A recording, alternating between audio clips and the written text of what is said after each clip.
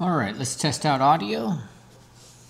Test an audio. Let's see if anything comes through. If you're hearing this, leave a note in the comments.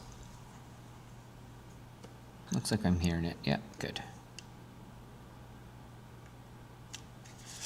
Okay, let's turn audio off now for a second.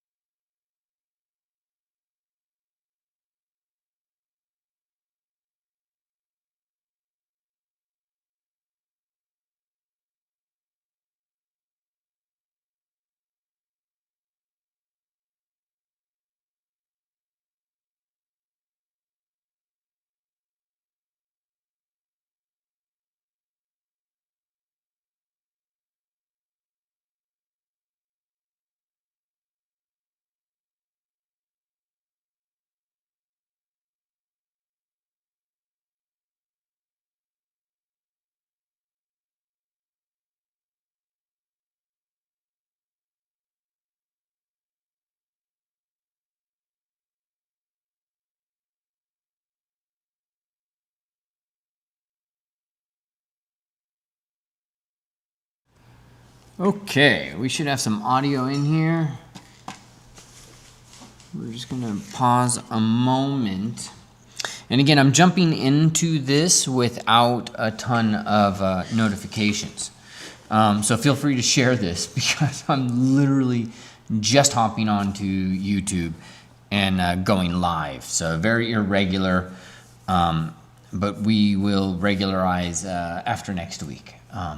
I'll try to make this much more common.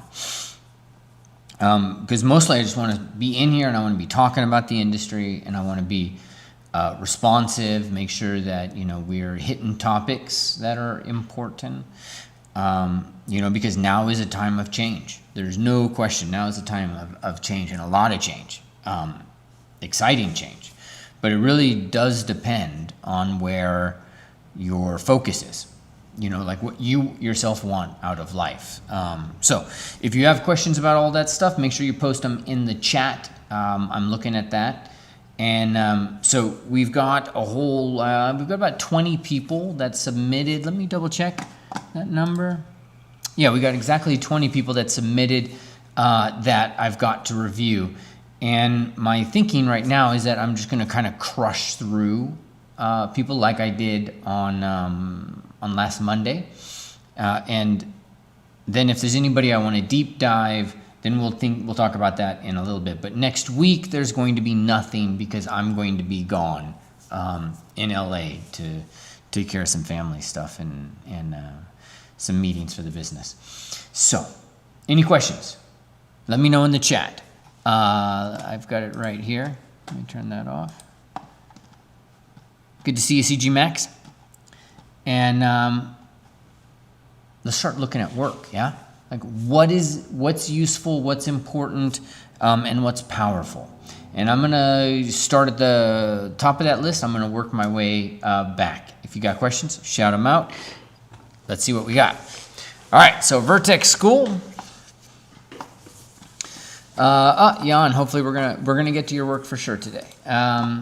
We're going to get to it fast because I'm going to start at the end. I'm going to start at the most recent ones and go backwards. So we're going to start with Sebastian. And Sebastian. Yes. Okay, good. 1066. Okay, and let's make sure Epic Pen is started. We're recording this, and I can see questions right there. Sweet. All right, team.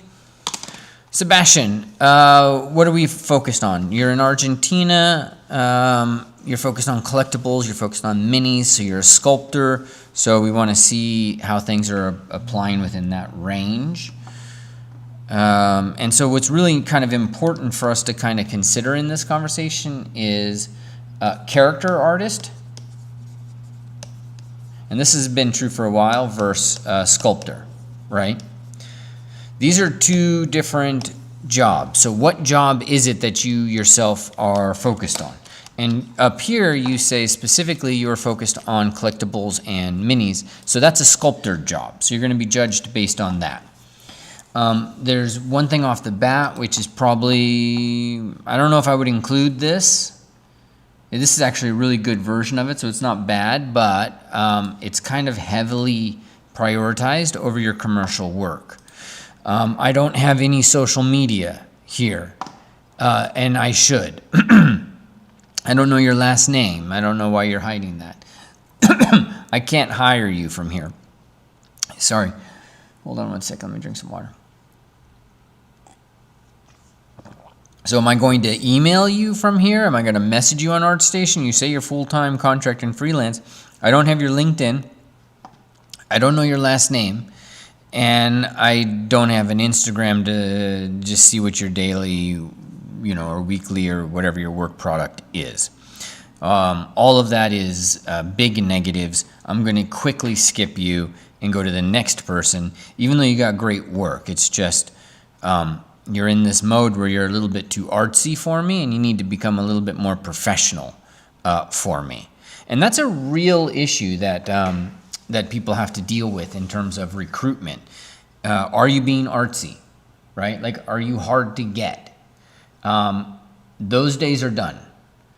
If you're playing hard to get, you ain't gonna get. So, on your portfolio, LinkedIn, social media, full name, how do I reach you? Make this as easy as possible for me to reach you. Because if you don't, I'm not going to reach you. And then you're not going to achieve your goals, right? And that's a problem because you need to make revenue. You want to do this job. So put it all together, right? Okay. So otherwise, sculpting is pretty solid.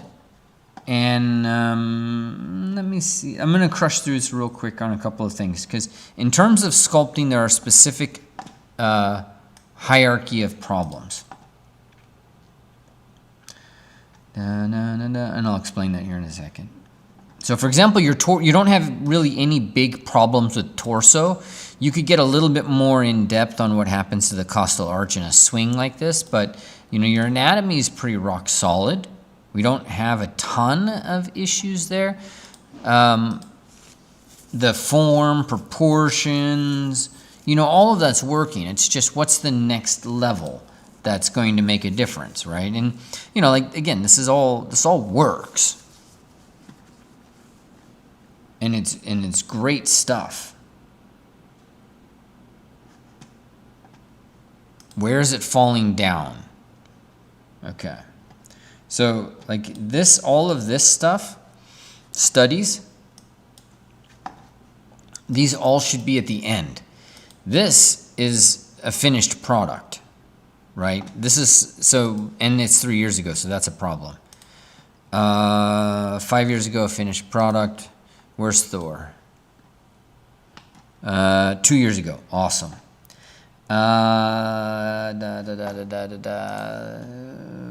What are we doing for the last year?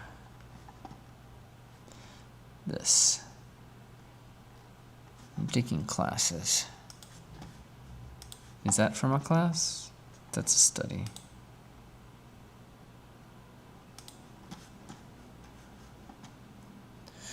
Yeah, so I'm gonna come back to, I gotta move this, the switcher a little closer. To reach so damn far. I'm gonna unplug something, I know it. All right. So what we've got to focus on here in the work, we have to focus on the work, we have to focus on the presentation. And so the thing is, you have the skill. All right, there's one thing that you would work on is joints. Understand the knee. Work on knees, make sure you understand knees, elbows, make sure you understand wrists. So those are absolute weak points for you. The rest of it all works, right? So just stop working on that. For the next week, you work on knees, you work on wrists. For the next month, you already got all, you can do the torso, you can do faces, you can do these things. But you need to understand, why is there a bump here and then there's a bump there, right? These are two bumps, bop, bop. Why does that bump disappear? What is that, right? And that's part of the carpal bones. Carpals are about bottom third, top third is the metacarpals, and the phalanges. So the carpals are very fascinating, and they form the wrist structure, and you need to know it, right? And so you got to dive in. You got to learn the anatomy. You got to construct it. You should construct the bones themselves, and then you should put the muscles over the top of it, because this one is just bone, right? But there's another one over here that actually has a muscle over it. There's one muscle, two muscle, there's a third muscle underneath there. And then there's little palmaris, thenaris, something or another. A little bit of a fat pad there as well. You need to understand those, right? And same with the knee. So with the knee, you got the patella, but the patella is easy, right? What about the epicondyles, the medial epicondyle, the lateral epicondyle of the femur? What about the head of the tibia? Do you have the head of the tibia in there? Is its shape kind of indicated? That's what you got to focus on in terms of your sculpting, to be a better sculptor. That's not the big problem you have. The big problem you have is I don't see any work that I'm going to hire for right now, right? The only thing I see is maybe the Lion O, right? But if you want to do this, you have to have lots of examples of the work. So you need to pick a North Star and say, I want to work for these people, and you need to start making that work. And you got to get much more laser focused, because I see study for class, study for class, study for class. And I don't have your LinkedIn. I don't know if you're professional or not. There's so much I don't know about you. So you've got to lock it in, right? And on your art station, this should have all of the work. Can you guys hear me okay?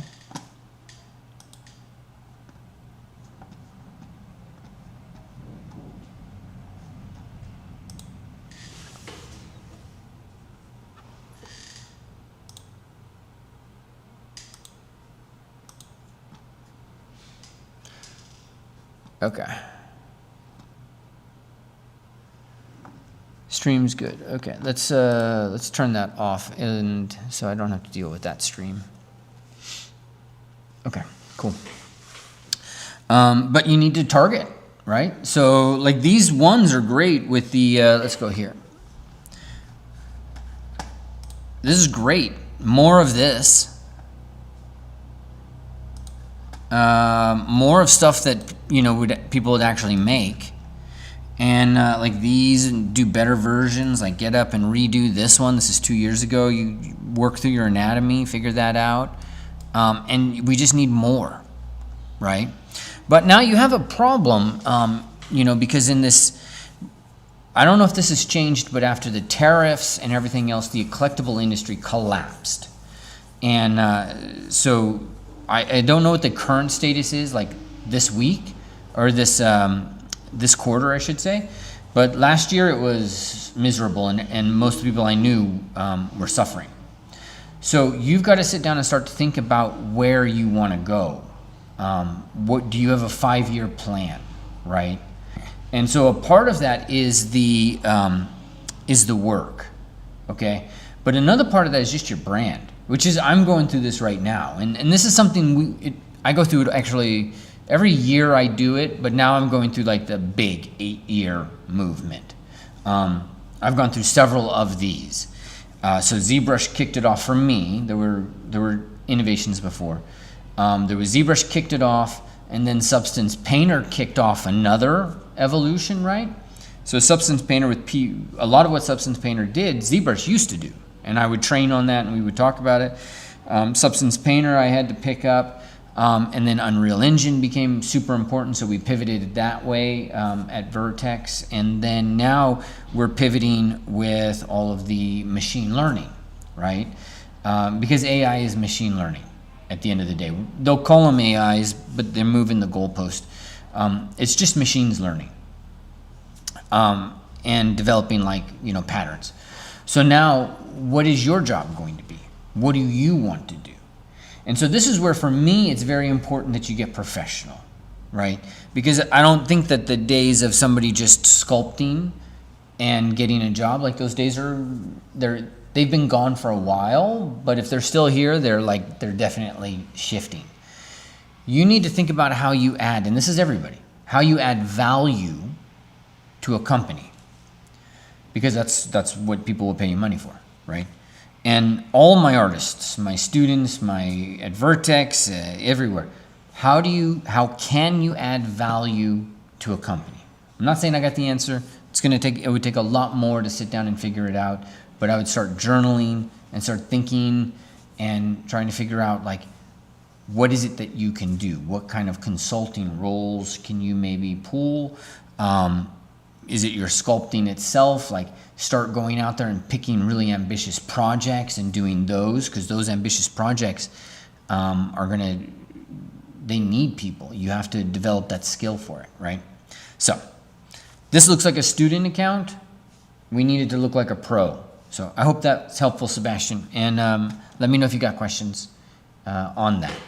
All right, let's look at our next one.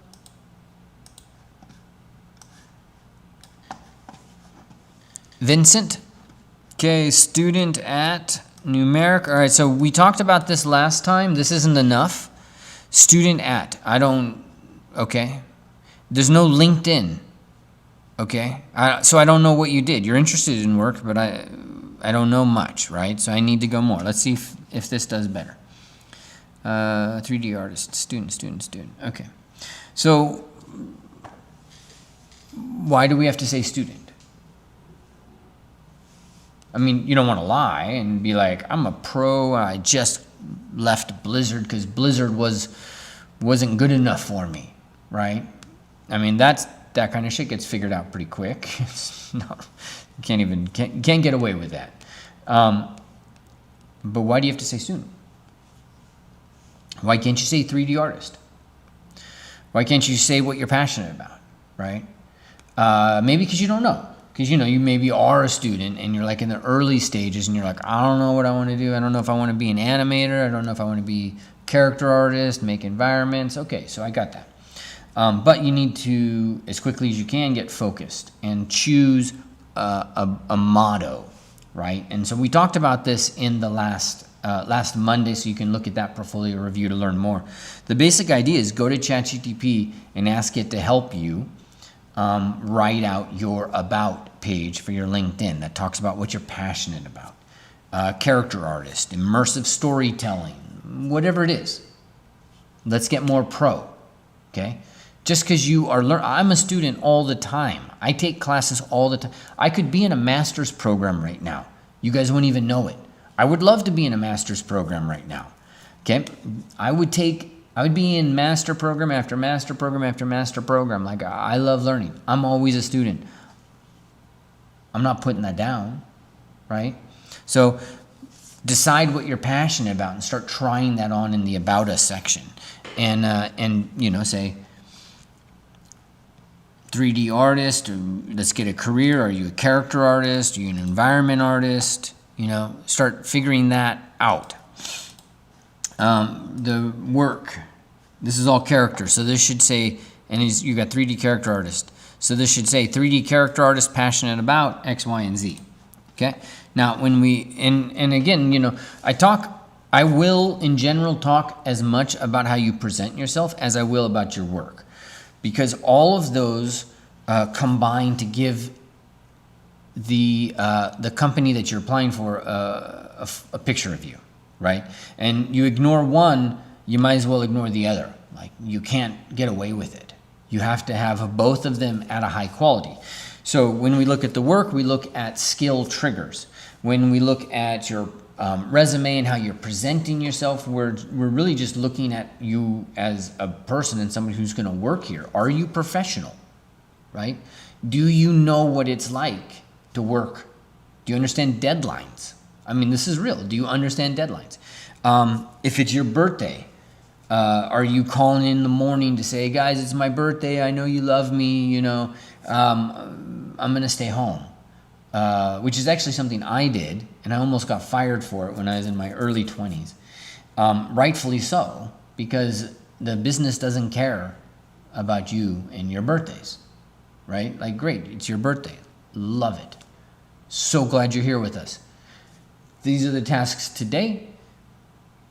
I'll see you at the end, and maybe we'll get a cake, right? You got stuff to do. So you want to always present yourself as professional, because somebody who presents themselves as professional, like if your work is here and somebody else's work is just a little bit below it, but they're like up here in professionalism, well, this shit's hard to train. Training somebody to be professional, that's grueling work for a manager. Some managers love it. Not a lot do. It's grueling. It's hard. A manager has to figure out how they're going to phrase something to get something to unlock in your brain. But skill like that can get leveled up pretty quick. Somebody can show you a cool feature, a cool thing. So your level of professionalism is important, right? And so now if we look at the work itself, the work represents quite a lot of good skill triggers happening here, right? So we have great texture. You've got variations between specularity. You got some differences. Like, look at these. You can do this complex. You got stitching in there. You got patterns for the knit here. You got different pattern in there. So that's great. The only problem I have here fits within the category of materialism, materialness, so to speak. And so within materialness is texture. And what I want you to notice is, notice the pattern of this snow or this cold. And it's the same, for the most part, everywhere. That's a bit of a problem, right? So I see it here, and it might not be intentional, but I don't know why I see it on the inside piece. This should be a different behavior than what I have out here. The other thing that I see is that the noise pattern's quite recognizable as a noise pattern. So, you have to create more layers of noise to create more, harder to diagnose. Like, this is actually pretty good noise right here. And then you don't have it for a long stretch, and then you have it again. So this is actually really solid. But over here and on these gloves, it's pretty basic. You need a lot more layers to separate that out. But otherwise, pretty rock solid. Now, your presentation should get to high poly as quick as possible, which it does. Good job. And the high poly looks impeccable, right? So this doesn't look sculpted. Right? With clothing, you don't want clothing to look sculpted. You want it to look more natural. You don't want to see brushstrokes. And so this is almost like Marvelous Designer here. Done pretty well. The folds are probably Marvelous Designer. That's done really well. If you sculpted this, then good God, that's amazing. But overall, I see some great work of Marvelous Designer. Let's take a look at the face. The face is not bad. As far as things go with this, the face is a tough one because everything is here. Yeah, you can't know when you're this far along, you almost can't tell until you put the texture on. Hands look good. Taking another look at this. That pad is more like, there's a big pad like that, and it is broken, but then there's another form right here that you're going to want to look at. This is a little dangerous to have a big sweep like that. Generally, you're going to have the arm, and then there's going to be a transition, but this is a little, like, that pulls off a little bit too much for me. The rest of this looks really rock solid, pretty awesome. But your pinky needs to go back, and this needs to go down, so you should have more of an arc in there. And so this bump will move down. And then the knuckle, knuckle here actually should be below. And then from here, you know, you can kind of piece it together. That's a decent place. And actually, I might cut it there and then try to chop that off right about there. But this whole area needs to move down a bit, right? And the styloid process, not bad. Good job.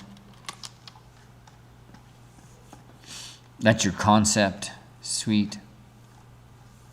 Prop looks good.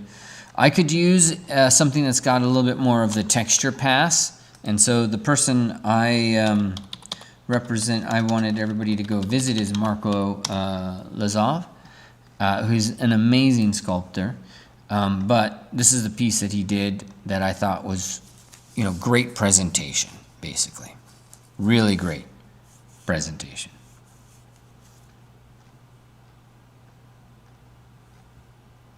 Yeah, look at that.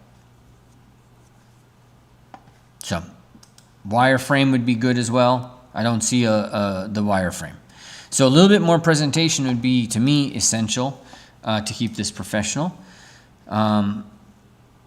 Clothing looks good. I don't really like scrolling through a ton of these images, so I would this is fine. Like, this is a great image. Don't need all the images above. This is a close-up. This close-up works. You've got great material distinction. This leather is looking different from this leather versus this cloth, right? So material distinction is a really important term to remember. Face is looking good. I would like to see some hair. And yeah, your presentation is pretty good.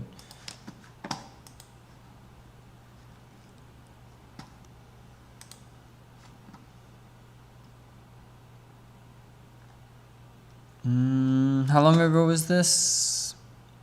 8 months. So this is a little noisy in terms of the texture. You know, you can see like the noise and all of that. Like it almost looks like it's a cloud render, cloud noise, so to speak. So you want to be careful with that, and make sure you layer in your noise. 3 layers, different scale. Big, medium, small, that's a minimum. But you should have even more layers than that, because there's no runtime cost because this is in your texture. So if you're in Substance Painter, put this thing up with like 5, 10 layers of noise, canceling each other out, and you just art direct it to the point where it doesn't look like noise anymore. Because if it looks like noise, then that means your texturing capacity is like, you know, it's damped down, right? So it would be better to have more layers in there to add more variety. So otherwise, I think, yeah, and so this is too clean, right? But I'd say this was your first one, and then you were able to kind of get in, and this shows that you already understand what you're supposed to do. This is a lot more like you've got gradients on the bottom. You've got some curvature on that. This is already a big improvement. So I think presentation is going to be most important. Put your LinkedIn and then tell me what you're invested in and that you're focused on.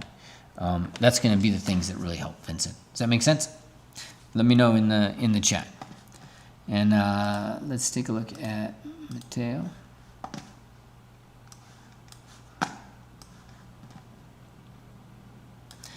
And let's go here.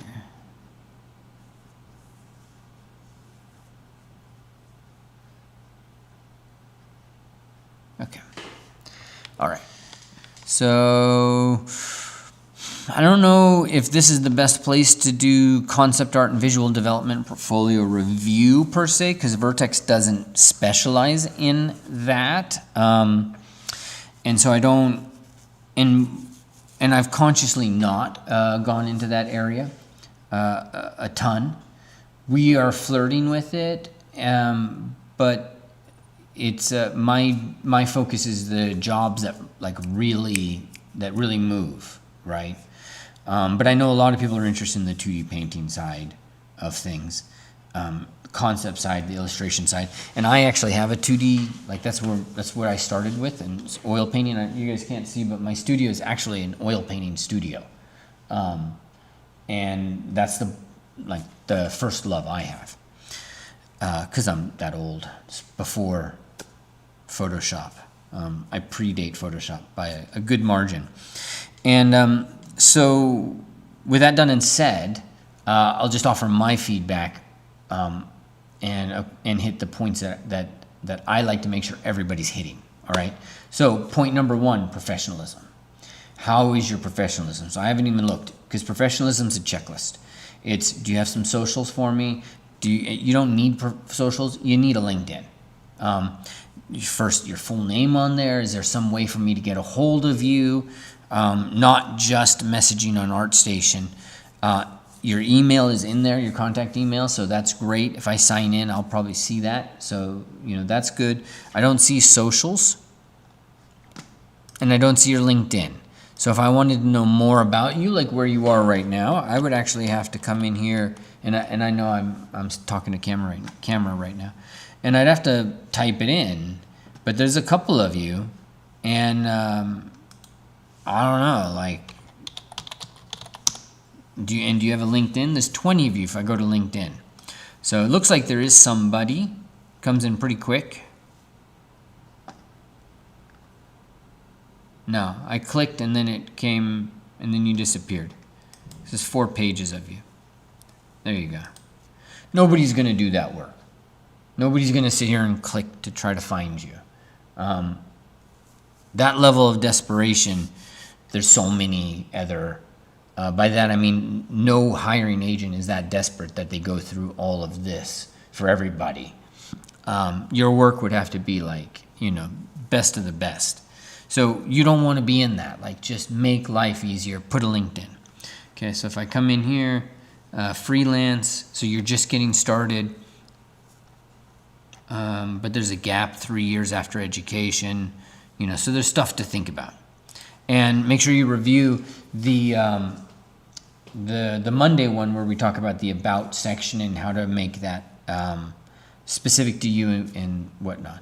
So then the second part of that conversation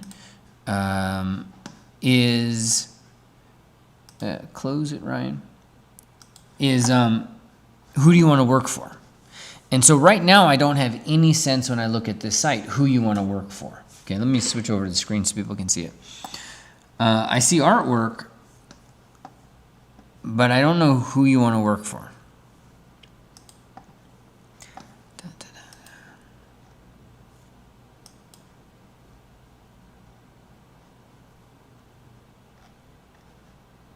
Oh, I'm totally forgetting how ArtStation works.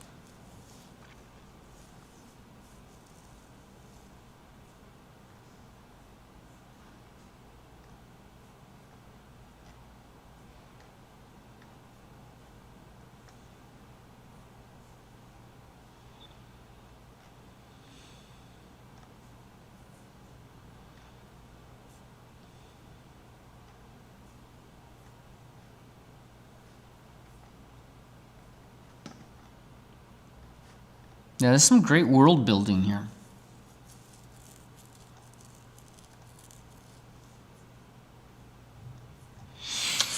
This is a real dilemma, my friend.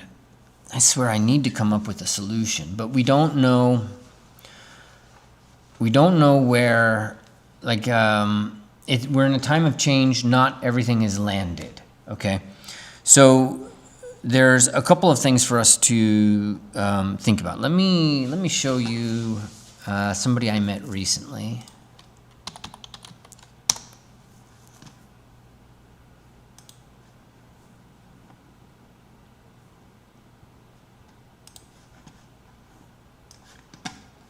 So I was at an event with Victor. Let me show you the screen. And you know, Victor's employed, he's working, and he's going to survive, you know, whatever comes through here. You know, he's got the skill. So when we look at your work, we have to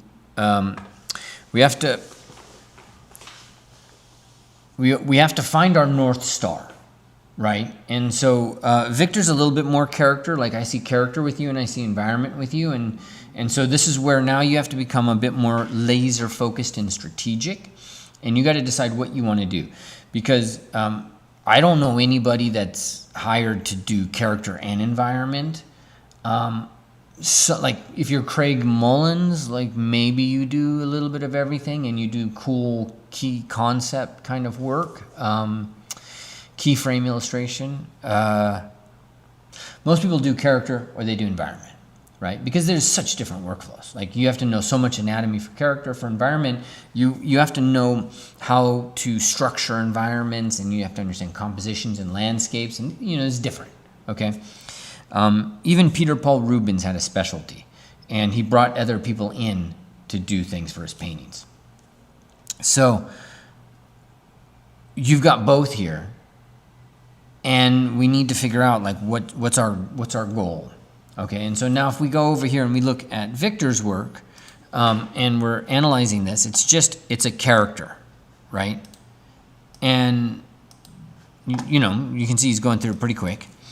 A character. He's trying to figure out what the character might be. This is all stuff I feel you're within the range. Like this is all within range for you to achieve. I think you've got the skill. You have to now develop the focus, right? And you need to develop the practice.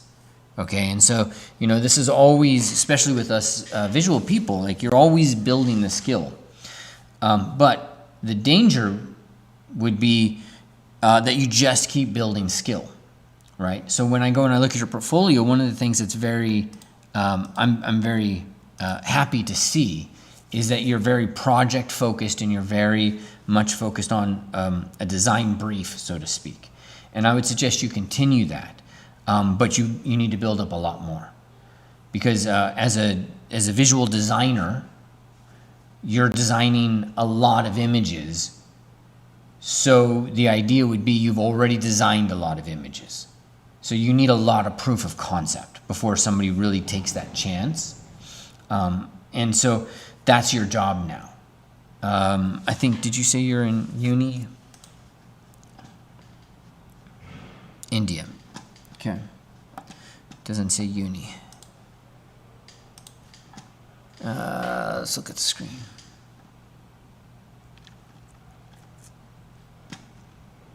Creature designer. Okay, cool.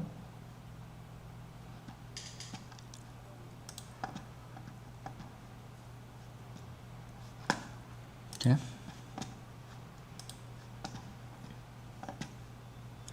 All right. So this was 5 months ago. All right, so this is where you got to start getting more detailed. Okay, so great form, but look at this is just a simple ballooning out. You're missing a lot of design possibilities, the adductors, and then the knee and a little bit of the gesture in there. This is really cool. I like that. This is a little boring. I don't like that. Your straight line into a straight line into I don't like that. And then this is a straight line. So visually, we need more. So if you're going to do something like this, it might be, like your characters like that, and then you got to figure out, okay, so is there some kind of hunch, and then put him into some sort of action. And even if he's dangling, maybe his toes are like that, and what are those hands doing? Give him that kind of creepy quality, right? So like that. Maybe they're just hanging around there. And so, now you kind of try to figure out like, all right, the different spacing of this is the same size as this, so you're missing a lot of design opportunity. And in stuff like this, you want to think about guys like Carlos Fuentes. And you want to have a vast vocabulary and mental library of these guys. That's not. Is that Carlos? Didn't look like Carlos. A lot of variety. Yeah, that's Carlos. And he's always moving there's so much always, going on, with this guy, with this form. And you want to try to match and follow and get as much of this as you can.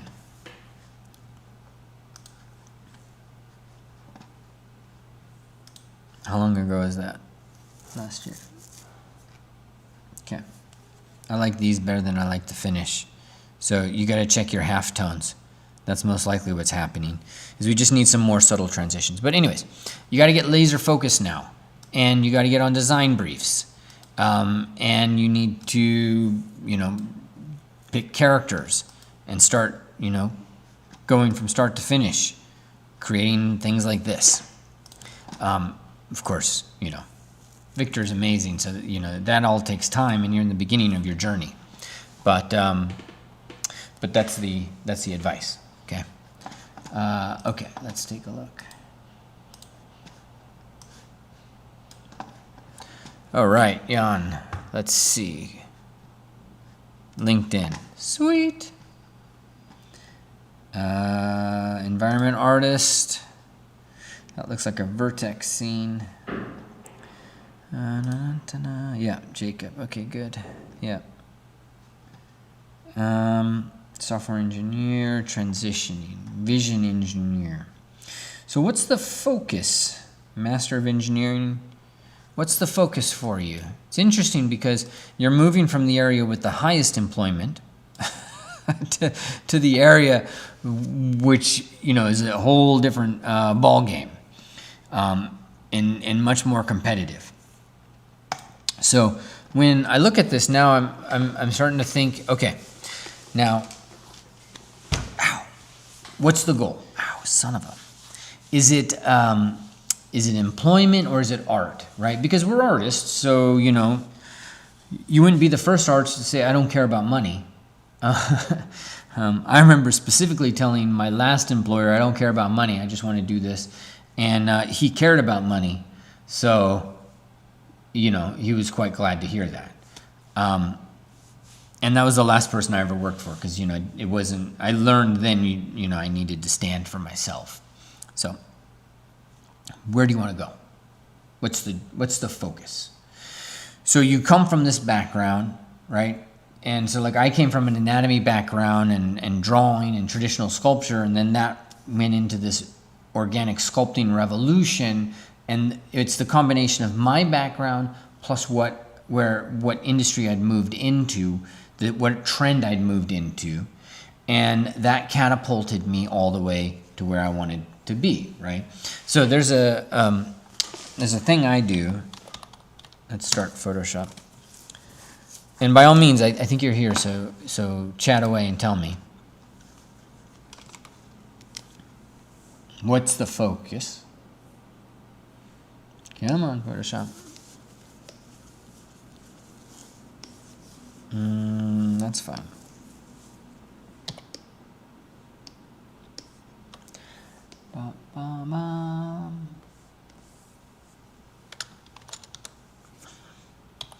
Okay. All right. You guys ready? I'm gonna walk you through what I consider to be the anatomy of my success and what I think is going to be the anatomy of your guys' success. And specifically, Jan, there's a way that this works, for you. So generally, when we look at these, there's two circles, right? So this is us.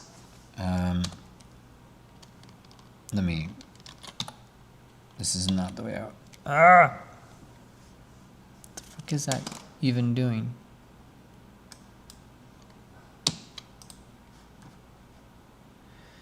Get started. Now, how do I close this dumbass thing?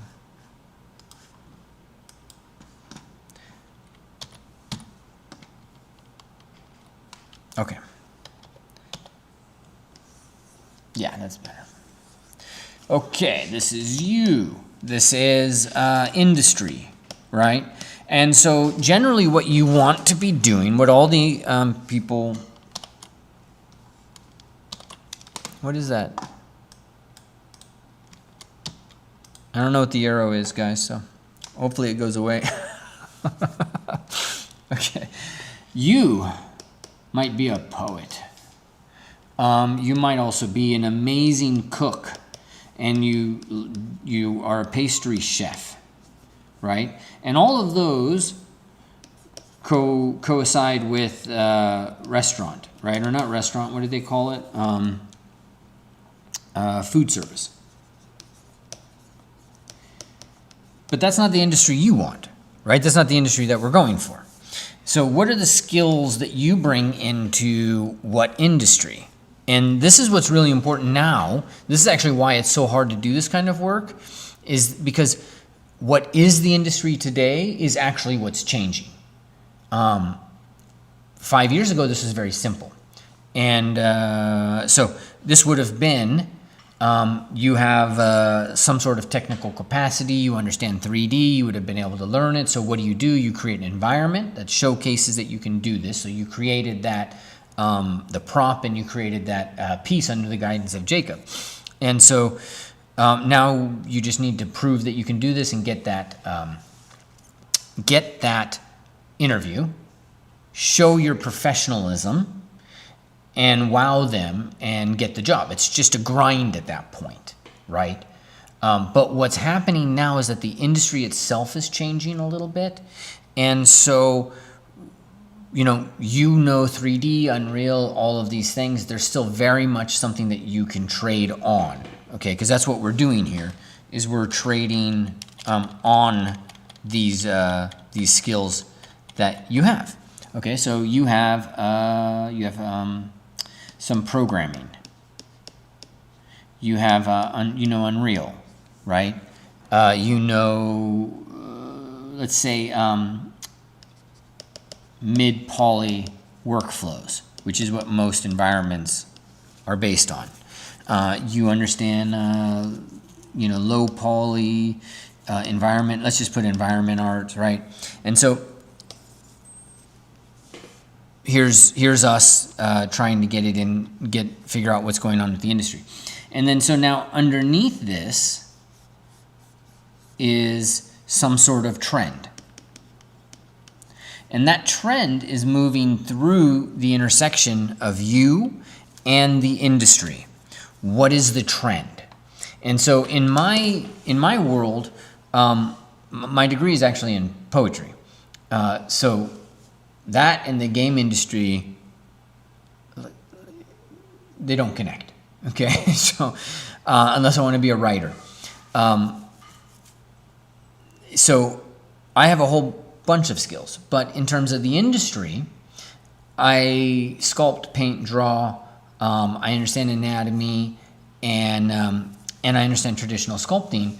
And so that was my slice that connected with the industry. And so I would have been doing that anyways. But right when I started, there was a change, much like we're seeing now, where ZBrush and digital sculpting was kind of just jumping right through this, right?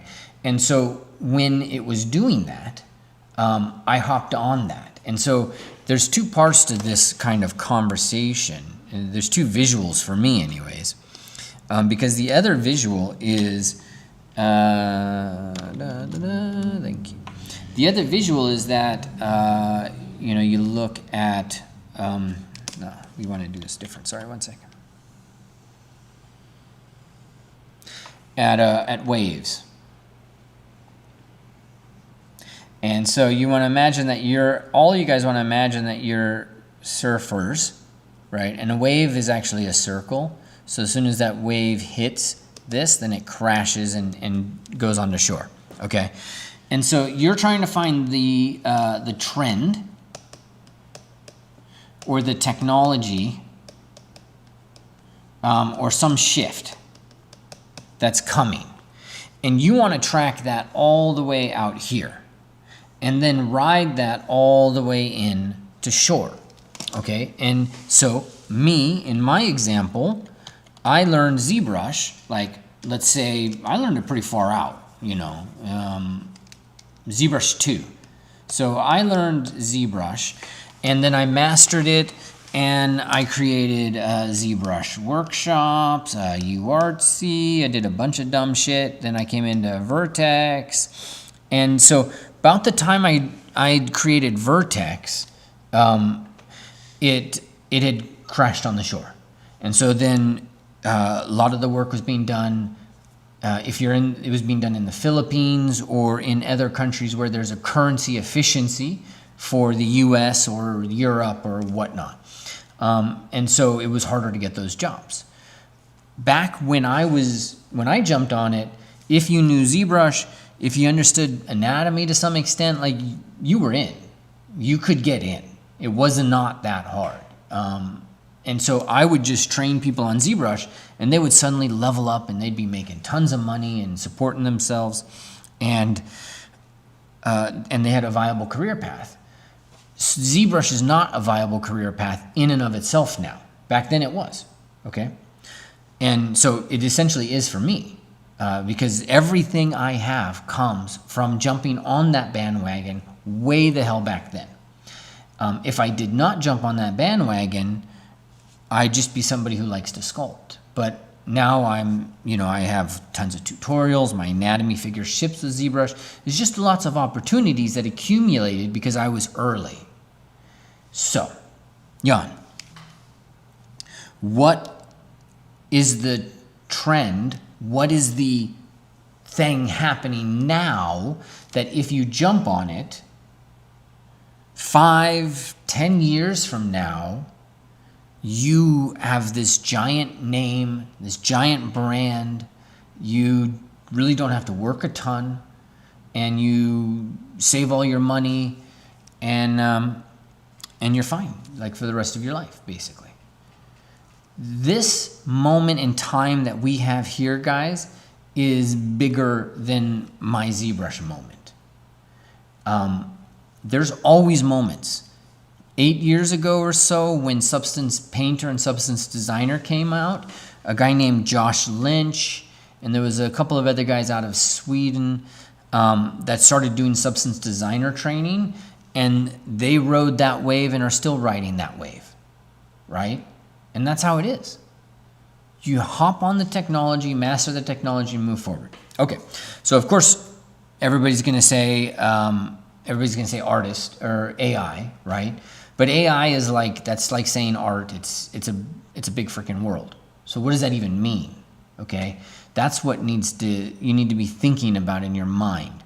And so what is the industry? What's it going to be? You need to start making hypotheses and starting to figure that out. I'm making my own, and I don't have all the answer. I don't have the answer. And honestly, nobody has the answer. Because right now, all people are doing is R&D. You know, of course, every time I say that, somebody's like, well, Disney's doing this, and I get it, okay? But in terms of the overall industry, it's just R&D is the bulk of it. Nobody has pipelines implemented. They're trying to figure it out, right? And then that's one of the reasons for the problems at Disney is they don't know what the next workflow looks like, but they know it can't be what currently exists. And they're essentially saying it's not what exists. We're not going to make films, and we're not going to make stuff the way we've made them. And that was their statement. Pretty freaking brutal statement. No question about it. Did they do it in a kind way, a humanizing way? I don't think so. I don't think anybody can argue that. Firing somebody in a room that has all of their artwork surrounding them, that's some low blows. That's pretty hardcore. But that's a business. And I'm not here to debate that, because that's just one business. There's 20,000 other businesses out there doing horrible, dumb shit too. We're just here to figure out how we get a job and how we create a life that we have power over, that gives us control. Because that's ultimately what we want here. I don't want you guys to have just a career, or I should say this. I don't want you guys to have just a job. Because if you have just a job, then you're somebody who can plug in and plug out, right? So somebody else can put you in, and then they can be like, and then put somebody else in. You want a career or you want a brand? And Jan, I'm still talking about you. You have the potential to have a brand, right? So let's go through the data of your brand. Props. How long ago? 8 months. Great. You know, this is good. You understand the basics of it. I ain't got no problems with this. Your presentation's rock solid. Maybe too many images, but that's okay. I seem to remember this project. Good gradients usage, really great procedural texturing. Handle is a little noisy. I don't like the noisiness on the handle where your hand is. It would be noisy like this if the canister was never picked up, but it also looks like there's stretching. So I'm a little 50-50. It looks like that might be some wrapping, but it reads as stretching. So yeah, it looks like a wrap now, but careful because that reads as stretch, and you don't want that. So now we come into this one, and this is last week, so this is great. What term is this?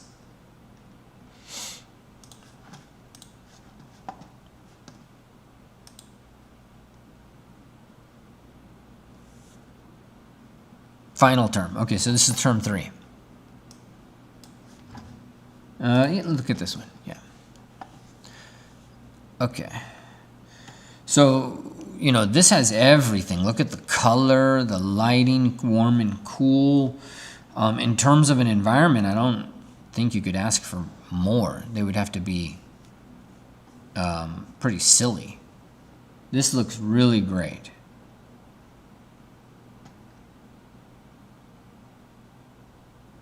Boxes are a little saturated right there.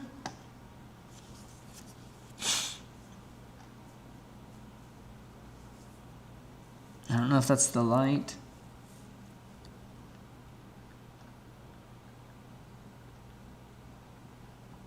All the ferns are very green. I would tone some of that down and just I think I might have mentioned this in the Monday one as well. Green is rarely green. If you're an oil painter, green is actually yellow. If you're going to do grass, it's actually yellow ochre and a little bit of black. That's the first thing you do. Because if you were to throw on a Viridian, yeah. I'm trying to see if I've got the color, and if you know, you wouldn't be able to see it. If you were to take Viridian green and throw that on something, it creates it's unsettling to us. So humans are very responsive to green. We are able, it's a lot of the spectrum. I'll just say it that way. And so you don't want it to be green. You want it to be yellow in the early part of the spectrum. Maybe the later part of the spectrum as it goes to blue. But right now, a lot of these are very green. I'd say up here at the top, let's look at that one. This is the best, where there's a little bit of yellow mixed in there. This is too green, right? Too green. These are too green. I would just get more yellow into those colors. It's not desaturated, it's a hue shift. You gotta get more yellows. Careful of the streaking. I don't like this image. I would kill this image. It's actually it's the weakest image in there.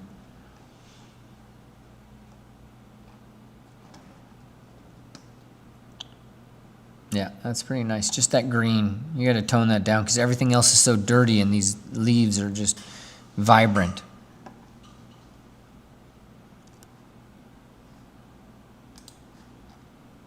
And so now you are on your way, right? That's the last thing, last week. So what do you want to do? You know? Where do you want to go with your career? You have the skill now. So what I like to decide, what I like to make sure that we reach is, are you a job candidate? Okay. And so I think Jacob would agree, you know, you're a job candidate now. You can do this work, somebody can hand it to you, and you're ready, okay? I want to add a little extra to it. And I want you to start to think about machine learning, procedural, technical art. These are all the things where if you go in and you start to develop tools for more procedural work, use that programming background that you have, and you know, start to just develop tools for people to use, then you get your name out there in a totally different way, so to speak. So there's a great opportunity to bring some of your past in to help you move forward. One of the things Vertex is betting on is that technical artist becomes one of the most useful next iterations for us. So 8 years ago, ZBrush was really commodified, and you could get it in the Philippines, you could get it wherever, and a job that cost $10,000 would cost $800. That's the state we're in now. That happened 5 to 8 years ago. You just didn't get paid the same. I think the marketing people, they call it commodification. And so you're no longer something special. You're now just a commodity. And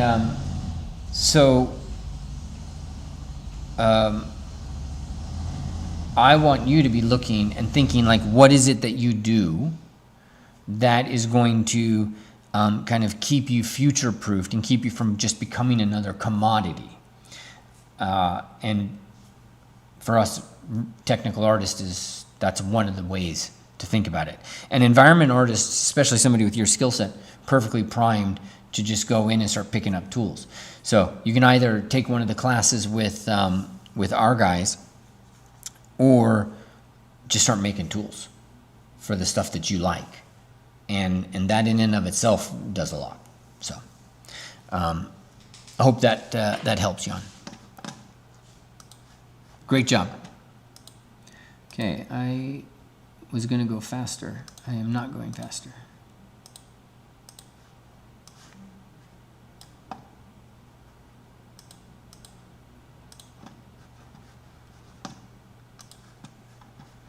Okay.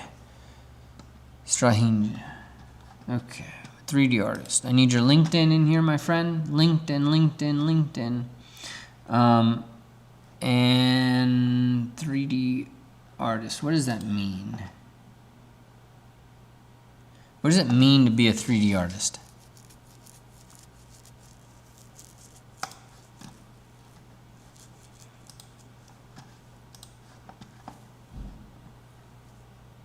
Okay, you got a challenge. Okay, cool. This was with Marcin. Yeah, this is really cool. We talked about the yellow already. And I think we talked about your work, but the big issue, the most important thing that I want to just reiterate, this portfolio that we have here, I would call this, okay, so I'm going to say this, but it's just because it's the language, all right? So we're going to put everybody into a couple of camps, 2 camps. You're either amateur or you're professional. One or the other, right? And when somebody looks at your portfolio, that's basically what they're deciding. They're like, is this person a pro? Are they going to deliver? Or are they more of an amateur and they're dallying, right? And it's because a lot of people get into this industry. Okay, so it's like Houdini. With Houdini, they have lots of amateur Houdinists, people who can look at a tutorial and make something cool. But that's not the power of Houdini. The power of Houdini is that you actually understand what's happening under the hood so that you actually make anything somebody wants. They come to you and they're like, I want a stalactite generator. I want something that's going to make a bunch of rocks. We need to create a particular kind of armor around a character, or we got this cool idea where somebody explodes into this like crystalline powder and that dissipates, right? And so the same underlying structure builds all of that. If you understand it, you can kind of go from one end to the other end.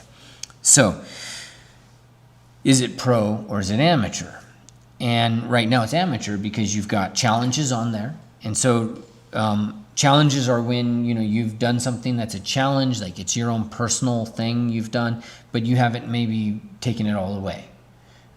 So challenges they're kind of useless. You need to create finished work. That's how you become professionals. You have finished work. I can go and I can look. I don't have to make any interpolations. I'm just like, there's 5 pieces of finished work. And that's all you do.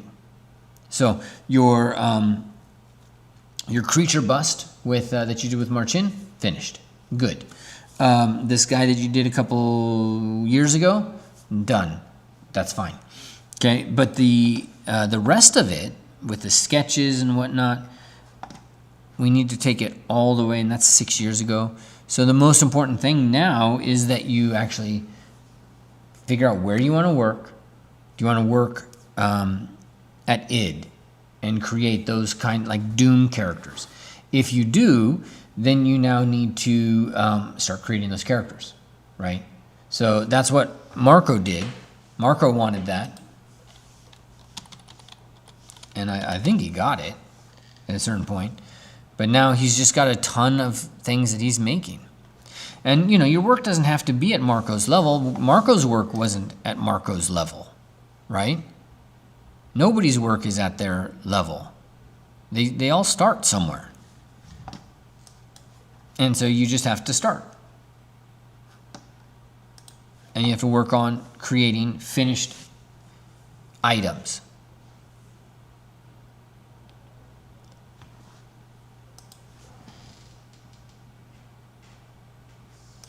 That's the exact advice that I gave Marco. And he took that to the bank. And now creates these characters so fast, it's actually crazy.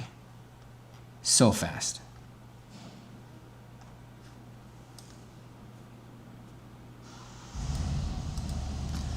But that's the work that's in front of you.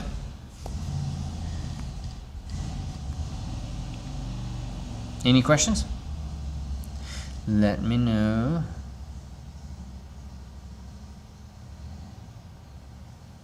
Okay. All right, let's look at our next victim.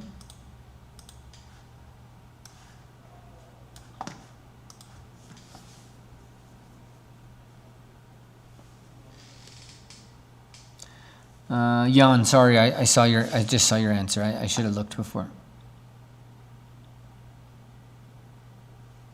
About how 3D is about discovering something that you want to do. So, and then Jan, to just come back to that real quick, because sorry, I should have read that before I went.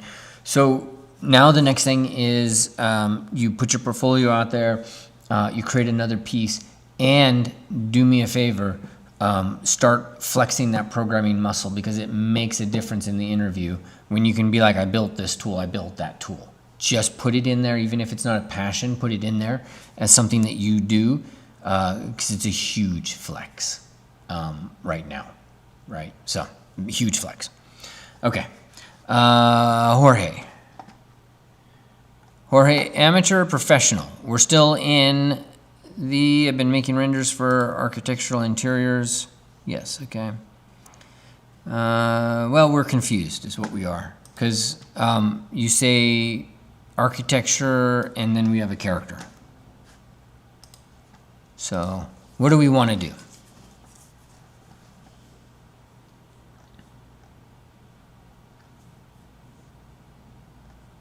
Character work is what you want to do.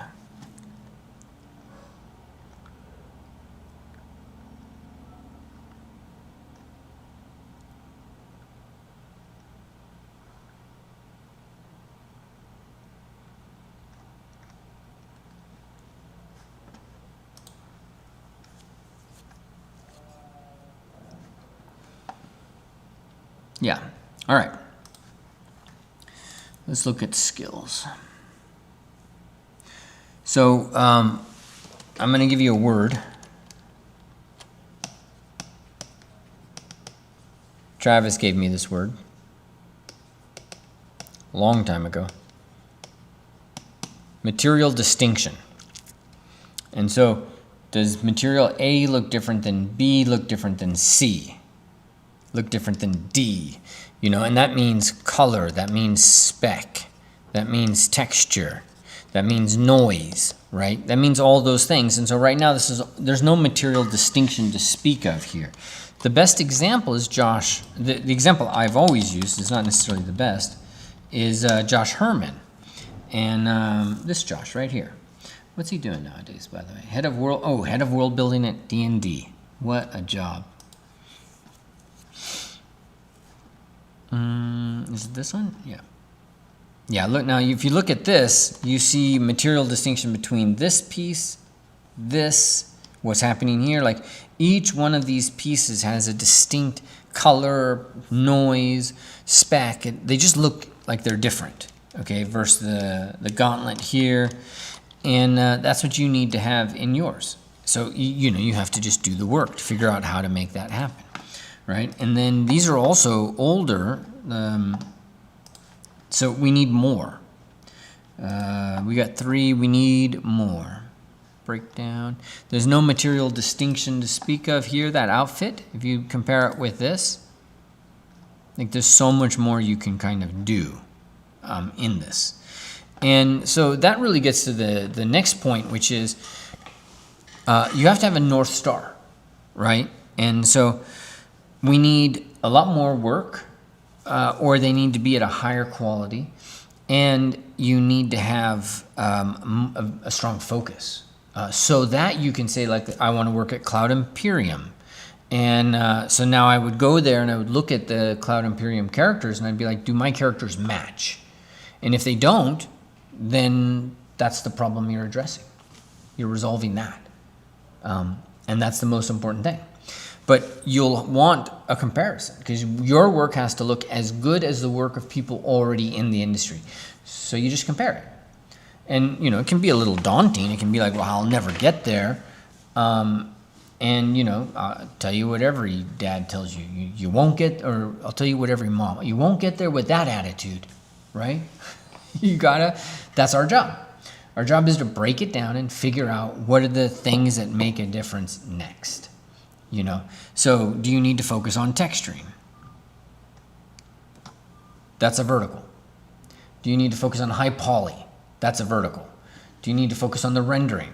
That's a vertical, right? And so you need to start breaking that down into it. And so I like to look at this as a series of vertical slices. Let's say high poly sculpt.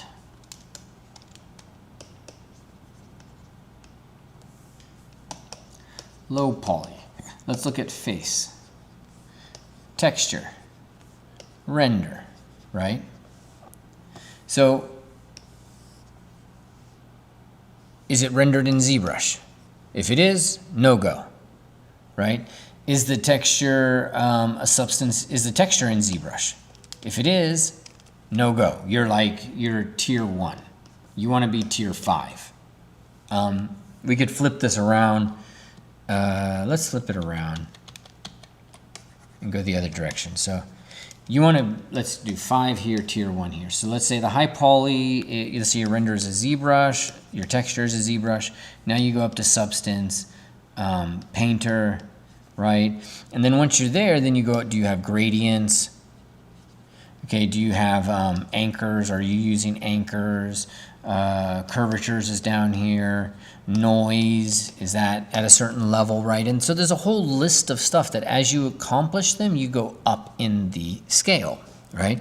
And so ZBrush render, key shot, right? Until you get up here into Unreal, and then, you know, you have cinematic lighting, right?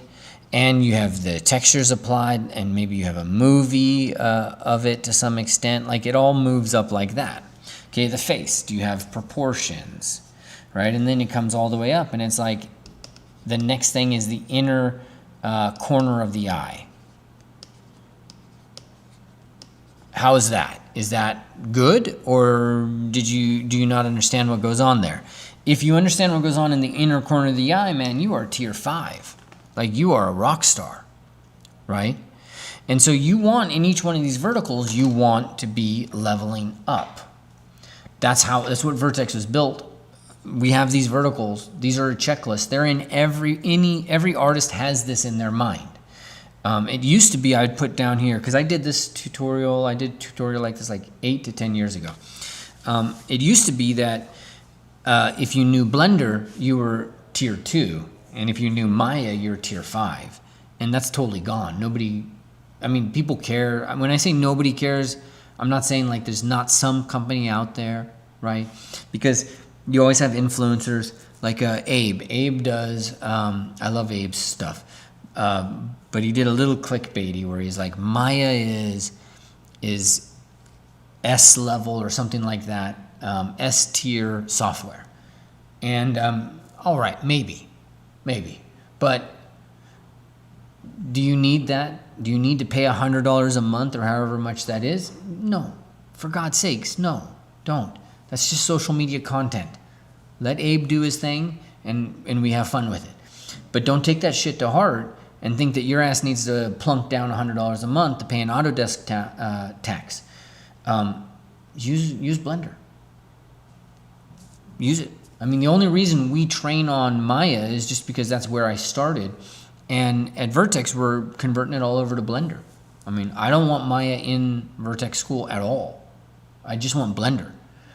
I'm uncomfortable with that in the sense of like I still get confused with Blender's hotkeys and some of the ways Blender thinks about shit, like looking through camera. Come on. Come on. For the love of Christ. Moving the camera and then popping out of the camera? Holy hell. What? That's silly. From my Maya brain. That is just like, I hate that. But why pay the Autodesk tax? So when I look at that, this is what you got to do. So you have proportions, you can sculpt, but there's no material, there's no noise. This is all just really basic. I don't even know what this was rendered in, but it needs to be rendered in Marmoset or something of that nature. Yeah, we need a lot more to understand what's going on. So hope that helps, Jorge.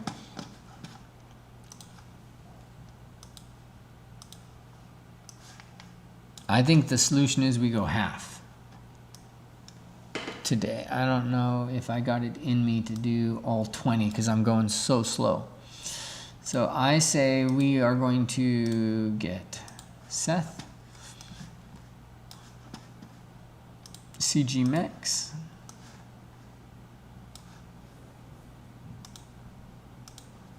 Ugh, and because I, like an idiot, started from the top, that means the people who submitted earliest are going to have to wait the longest.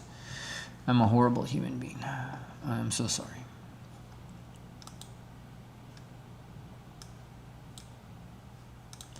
And do I have Manuel? Yes. All right, so we're going to look at Manuel, Siddharthan, Satish, Max, Jorge we already looked at, and Josh. Okay. And let's close that out. All right, Manuel. 3D environment artist at Apple, Los Angeles. Why am I critiquing your work if you're working at Apple, dude? Just sit back and relax.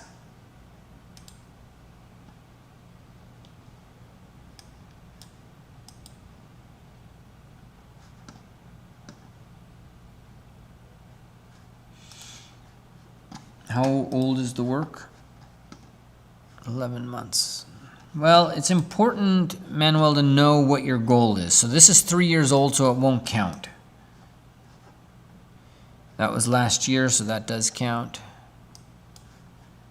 And although granted, you could actually just submit it again, and this is 2 years ago. So you understand texturing and environment. Okay. Don't need to. I don't need to critique this in terms of like what's wrong or right with it, okay? Because I'll explain it, but that's not what you need, in my view.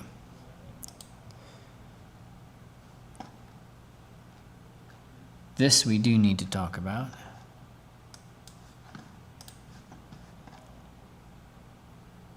That's 3 years ago, so anything I say about that it could be overridden. And you're over at Noman now. I don't know who does this class. Who does the class? Christopher. Ah! I love this man. Yeah. Awesome. I would be loath, Manuel, to jump in anything he says, but I will give you my feedback from the Vertex perspective. So we'll go head to head. Vertex Noman. All right. Number one, Vertex is cheaper. Number two, the thing that's really important is gradients.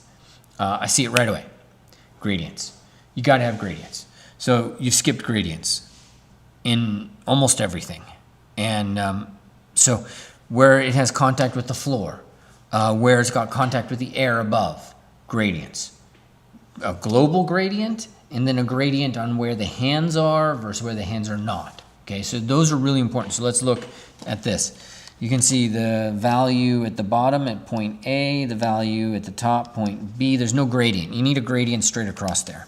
You also need gradients, underneath. You need gradients like dirt to fit into these areas. Like the texturing is pretty cool. You need a gradient from point A to point B to point C. You need to have a gradient there. You come up here to the top. There should be a gradient from A to B, right? And there should also be a gradient from C all the way to D, okay? There's gonna be gunk that gets like ambient occlusion. Come all the way down here, A to B. You need a gradient. And then people are putting their hands here because what, are they coming down this ladder? Or you know how it is, people walk by and they're like, they always touch that surface. A to B. You need a gradient there. There needs to be more wear. And that is really the long and the short of that, right? There's a lot of great texture in this. And it sounds like you've learned a lot of the tools, which I'm sure the instructor was great. But you have to layer on gradients next and really devote some time to mastering that in situ, in place, and tell the story of it from a usage perspective. That becomes the most important. Where do people put their hands? Where are people spending time? Okay, wherever they're spending time, that area of the floor is going to be scrubbed a little bit and dirt is going to be pushed to the areas where they're not standing and spending time. Okay, so this one here, the forest, this sets up the conversation that's most important to me, which is, I gotta look at the camera, which is what's your goal, right? So my nose. You're at Apple, so you have a job now, assuming. But you might be one of those people where you got the job at Apple and your skill set was one level and you maybe haven't had time to level up your skill set and you're starting to feel anxious. And you don't know if you have the job for longer because 3D modeling is commodified now. So ZBrush and digital sculpting was commodified. 3D modeling was commodified before that. And now it's even getting more commodified. Because if your job is to create 100 props for machine learning, well, the machine's already learned how to make props. So that job is not going to exist for long. The whole 3D pipeline is going to shift. And so you need to have the skill set that you had, but you need to have modeling and you need to have texturing, right? And so that becomes like the next most important thing. And texturing is an area where, you're putting some attention. So that's great. That's exactly what you need to do. Put attention towards texturing to compound that with modeling. All right. Then on top of that, now you got to start taking your texturing up that level what's the story of the usage and whatnot. But now you're moving into environments. So as you move into environments and what you do with the assets, because it used to be just assets, but now what would be great is if you could create world building. And so there's work for world builders. Apple requires world builders to help design these environments and place the 3D models that have been commodified, right? And so what's a world builder need? And that's where we look at the forest. Green is not green. Please, green is not green. Green is yellow. Only rarely do we get into green. So I need hella more yellows. And you see the flowers that are in there? The flowers are like these bright things. But let's go ahead and look at it. But I don't know. Like, it's a lot of green, that's a lot of green, a lot of green, a lot of green, a lot of green, a lot of green, man. I need a hell of a lot more yellow. And I need a lot more, like, little bits of pieces in there, but I would make that a lot more yellow. Your fog is procedural fog. So you need to really push that back into the distance a little bit more, turn the opacity of that down, and you need to color shift it. So all of that needs to become a little bit more blue. But this is taking us, let me copy this image. This is taking us into the next territory for you. So we talked about modeling and texturing. And so then now if we move into world building, then we get into illustration. We get into art direction, which most environment artists don't think about. Most in the beginning don't at all, and then later on they still don't. They get into the technical stuff, the craft. But when you make an environment, you're making an illustration. So you got to know some of the rules from Frederick Church, for example, right? And if you guys are not familiar with Frederick Church, then shame on you. But also, he died a long time ago. Frederick Church went through a revolution much like you guys are seeing. Okay? So back in Frederick Church's era, the only way that the average American, the average European, the average person got to see the natural beauty of America or any location was through engravings. They would see these engravings, which could be mass-produced in newspapers and things like that, and be like, oh, that's what Niagara Falls looks like. Oh, we have to see it. And then, it's too much to go see it. So then Frederick Church would make a painting of Niagara Falls, and then that would tour. And so that would go all over the country, and people would pay money, like a movie, right? They would pay money, like a movie ticket, to go see Frederick Church's painting of Niagara Falls. Can you imagine that? Like, you just open up your phone, Niagara Falls. Oh, here's that dude that went over Niagara Falls. I got information, I got images, I got, photographs from all over the place. Like, it's all commodified. Frederick Church lost his job to photography, sort of. I'm collapsing and exaggerating. But his job faced what we're facing now, which is a shift in what the industry actually is. So that was the movie industry. Then the movie industry or the illustration industry shifted. Now people eventually saw photographs of Niagara Falls. They didn't need Frederick Church. And then, you don't pay for a photograph per se. The photographs are everywhere. Maybe you do, but you get the idea. You wanted to see Yosemite. You wanted to see El Capitan. You gotta see a painting of it first. Or Ansel Adams travels and he takes the photographs and you see Ansel Adams' work, right? There's always change. You have to decide what you are. Are you your job? Or are you an artist? Somebody who wants to make stuff. And then you just make stuff with whatever tools people pay you for today, right? Or back then, whatever you can. And so now when I look at this, it's an illustration. You're just making the illustration with Unreal Engine. So you've got to start to understand color theory. right? You got to start to get a sense out of that. So I'm going to come in here and I'm going to take your greens.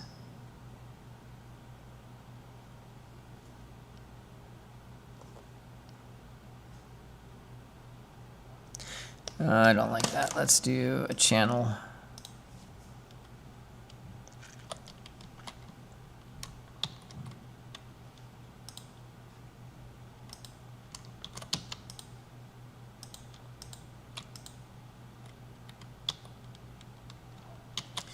Okay, I don't know if this works. I forgot how to do this. Let's do curves. Okay, cool.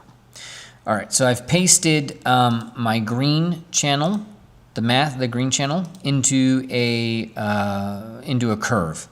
Okay, and now I can actually come in here and I can do some levels work on this, and just really try to identify just the green areas.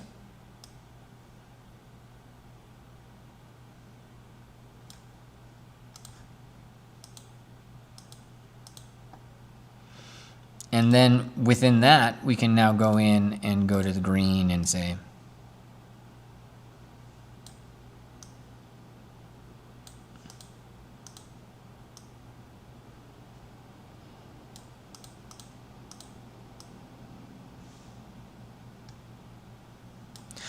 and I need the saturation on that too, so.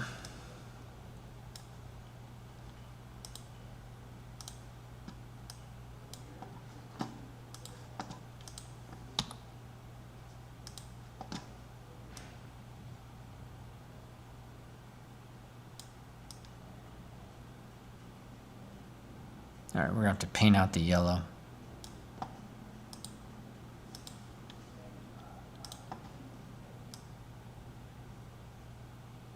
But I like that green a little better. Let's go in here. Why is that?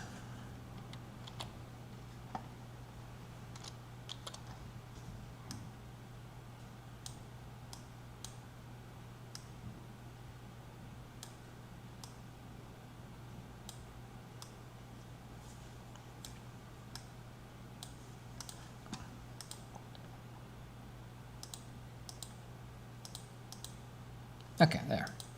A little better. I got some problems. Let's throw a little bit of, I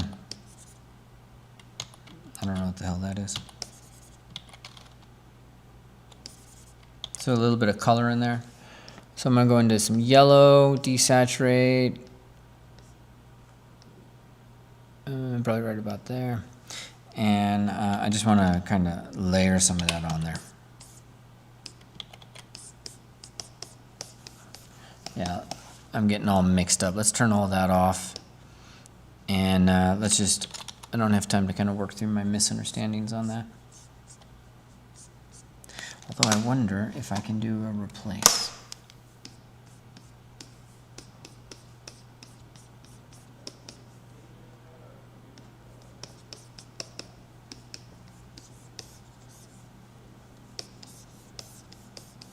Give me just a moment, guys.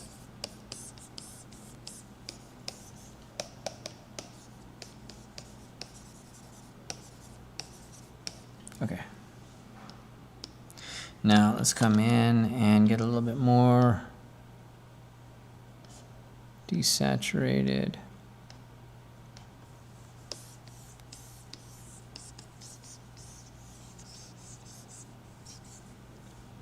I feel like that should be a little bit purple. You gotta start to get a little bit more color. Maybe in this. And then you don't have shadows. There's a problem with your shadows. So you got to figure that out, because, yeah, I mean, we're missing a lot of shadows that we kind of need to have inside these areas. But now you're getting into rendering, and you know, this is all this stuff you need to be focused on. I'm gonna, son of a.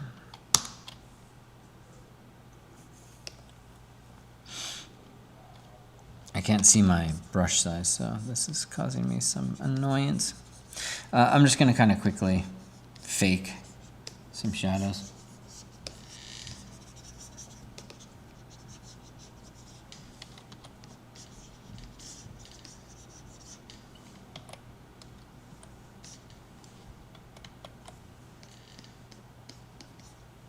Shadows are looking okay.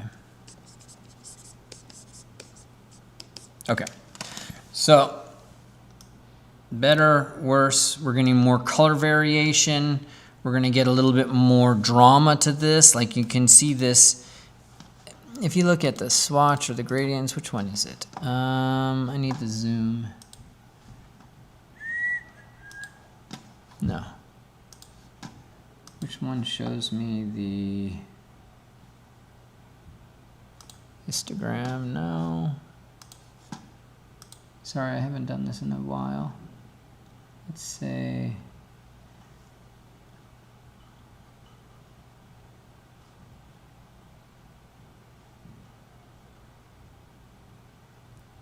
oh, I can't find it. There goes my brain right when I need something. Workspace, painting, navigator. All right, there we go.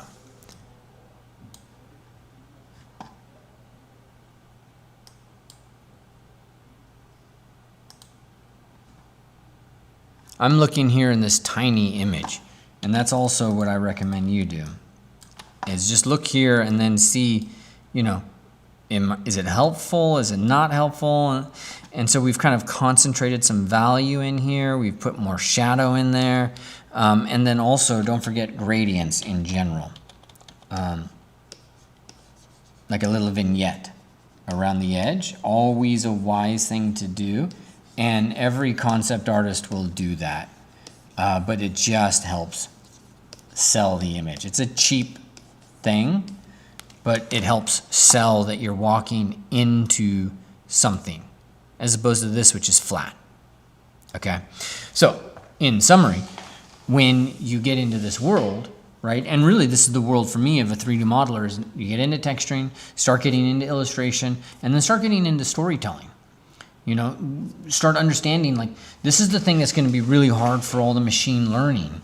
You know, it'll do what the average texture artist is going to do, but are you going to be able to tell it, like, hey, it sat in a corner for 10 years, or it didn't sit in a corner, it was under active use, and it'll know exactly where the where was and stuff like that. That's the stuff you have to start to decide, right? And so, you know, a lot of times, not a lot, sometimes people will come into term 1 at Vertex, which is prop centric, and they're like, I already know how to do a prop. And you know, basically the team is like, let's see the prop.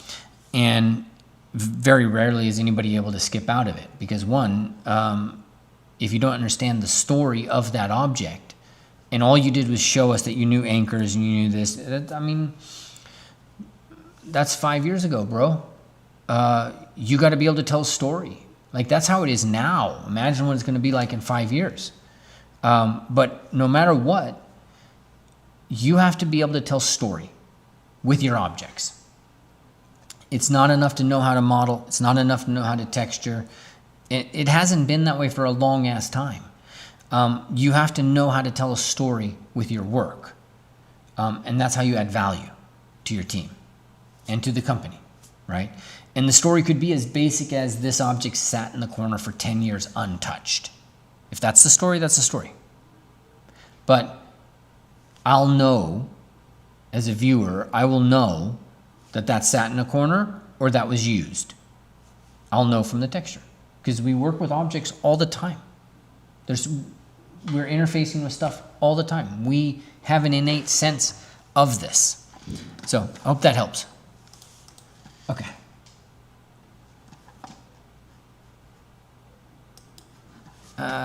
All right, so let me get back to this.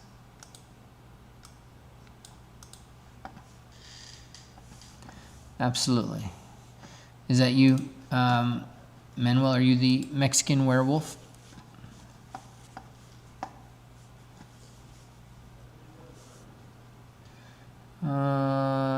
Okay. Awesome. Good luck, my friend. Message me if I can help in any way. LinkedIn. Fantastic. Okay, character artist. Fantastic. I'm a character artist. 3+ years focused on. Woo! I won't change that shit at all. Great job. Perfecto. You post here. Awesome. Art Bully. I know them. I don't know the organization. I have people that are friends and students that have worked there. Character designer. Something funny and yes. Okay, cool. That's perfect. A little bit about your life. Yeah. Okay. So what becomes, what's the focus? What is it that we want, Siddharthan?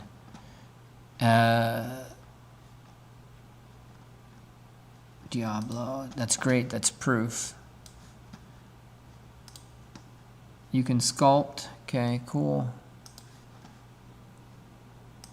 Witcher project 4 years ago. This Witcher project 4 years ago. Oh shit, where's the most recent work? This is all 4 years old, bro? Last year.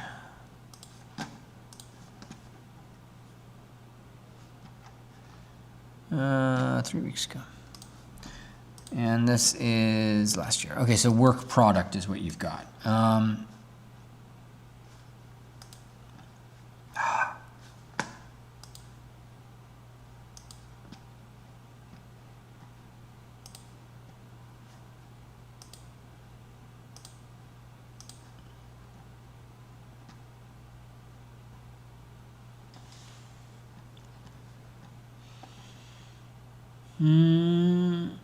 What was your responsibility here? Did you make the horse or did you make the saddle or armor?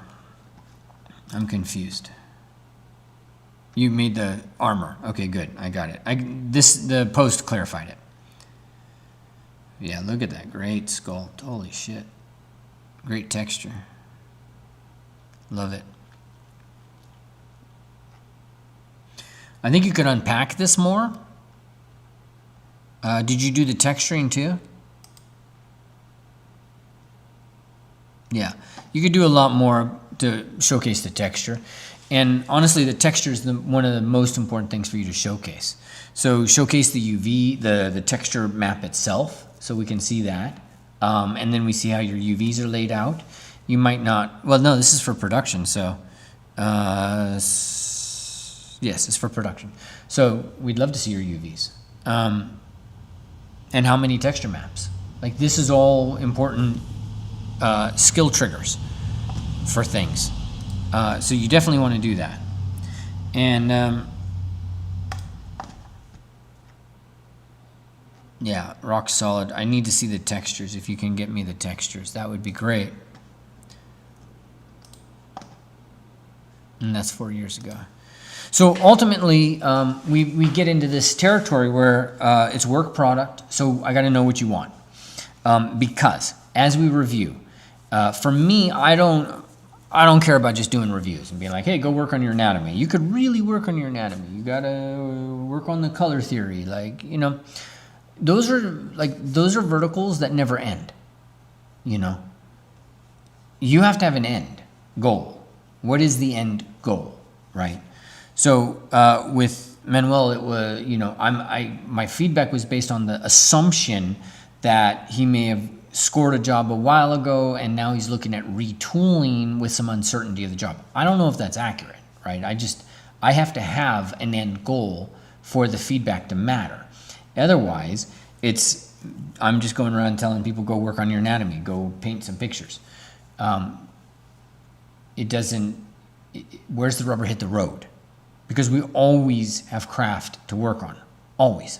Never ends, right?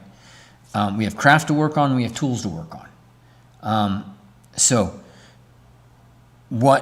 let's say I've got some figure sculptures in here. The wolf, let me look at the wolf real quick. The wolf is pretty awesome. That thumbnail sucks. That thumbnail does not do this character justice. So you got the artsy side. You know, and that animation that you posted, so cool. I think I saw that on Instagram, actually. I'm not sure. And I was like, oh my God, pours himself into it. So neat, so awesome. So you got the artsy side, but with that werewolf, come on. Let's get a little bit more industry centric. That's a freaking awesome sculpt. Texture this beast. You textured the beast too. What the hell are you showing me animation for? Dude, start with this freaking piece. This is an image number 1. This is image number 2. Everything else, basically, this is image number 3. I don't need that. You could do some close-ups. Everything else disappears. Like, these renders are not relevant for the job. You know? If you go back to Marco,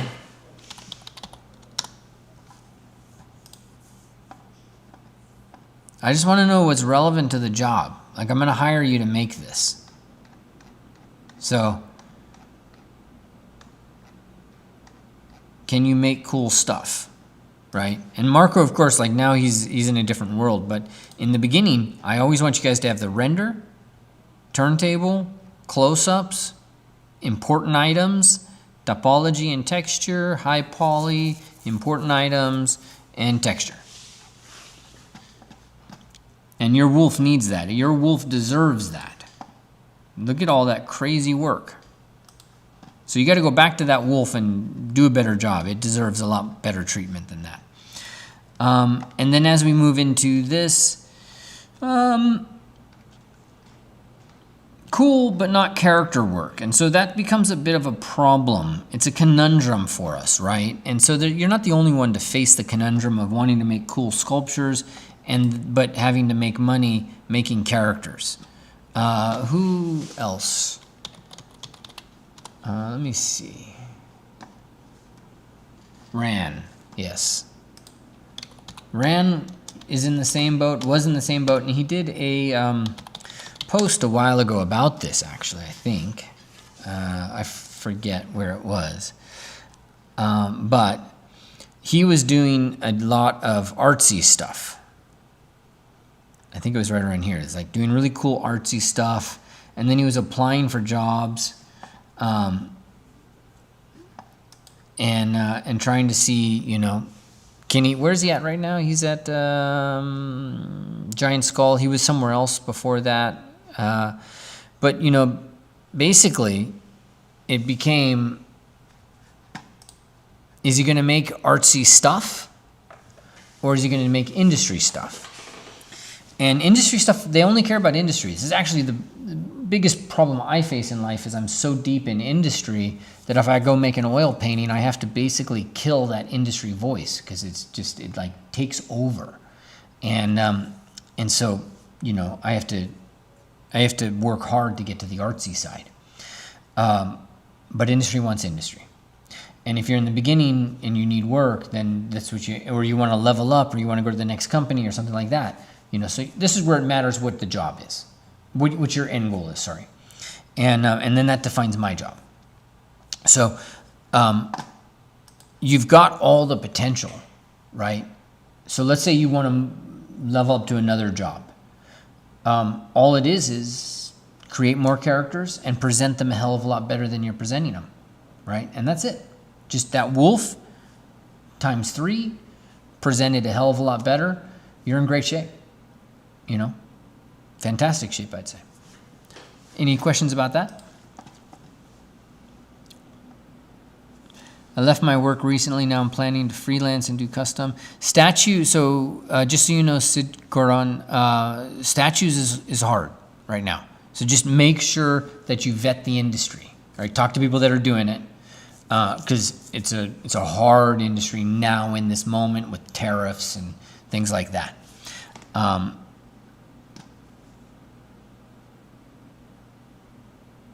And you're saying you want to be more of a character artist. So that's fine. Like, you're already a character artist.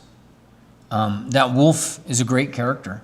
Maybe you didn't do the low poly, so you got to do that. I don't know. Maybe that's why it's hidden. But don't hide that shit. You have all the skill you need to be in the top tier. Just you present it better and do more. He was in Sony Santa Monica. Yes, thank you, Johnny. And so he made a post where he was like, I was too artsy, and so I had to actually prove extra to get onto God of War team. And he should have been more focused on character because, again, they only care about industry. All the artists there, I mean, you're talking about Raph, you're talking about Igor, you're talking about a bunch of people, all amazing artists, and they all have their own thing going on. But if you're going to do the job, you gotta have it buttoned up, X, Y, and Z, and you can do the job. But it's not buttoned up. The presentation is not buttoned up. Okay, cool. CG Max, should we also record our work for present? Time lapses are an Instagram thing for reels. That doesn't get you jobs. Okay, if you want to become an influencer, which is possible, then you must record your work. Must, right? If you want to put a Patreon together or whatnot. But I would not add that to your life. It is a massive drain on my life. I haven't posted anything on Instagram in the last 2 weeks. Even before that, I think for the entire month, I only had reposts of stuff from before. Like, I haven't posted anything original in a month and a half. Because it's hard-ass work, bro. It's tough. But you got to if you're going to do my job. If you are working and you can record and keep your undo history and stuff like that, like, definitely. It increases your exposure, which is useful. Okay. Anything else? Absolutely. Okay, cool. Okay, so I can close out of that.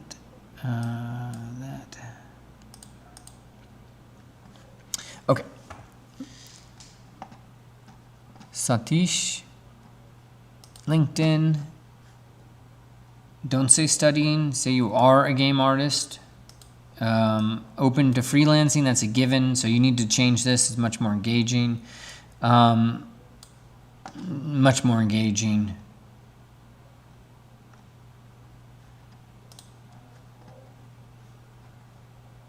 Uh, 4 months ago.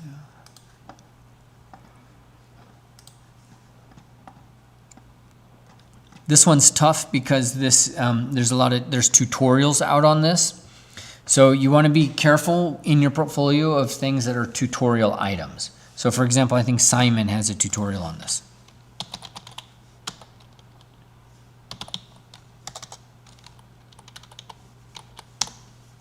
Yeah, let's look. Yeah, he's got a tutorial on that, see? And so now you don't want to, number one, it's compared against the tutorial. And number two, they don't think you actually did anything. Because, you have to create. You have to create and struggle. And if you're just following the tutorial, but then they say, hey, go create a couple of barrels of oak crates, for this project or that, can you do it? Well, there's no tutorial for the shape of crate that we have, so are you screwed? Like, that's the worst case scenarios, is that they hire somebody who has tutorial work in there, then they put all this energy and expense, and you've interviewed left, right, and center, and now they have to let you go on day one. Like, somebody's in trouble, Somebody's going to get in trouble for bringing you on if that's what happens. So that creates an innate drive in the HR team to if you have tutorial work in, it's not included. So fine on ArtStation, but careful, right? Very careful. And then here you just have to think about, what's missing. Number one, your presentation. I don't care for OB or whatever this is. This should be the textured model. You should have the textured model here with all the rest of that stuff there. No red wax, it should be gray, matte cap gray. You need a gradient on the bottom. These are really cool, great details, right? Just a little overblown. And you could use a little bit more maybe I can paint it.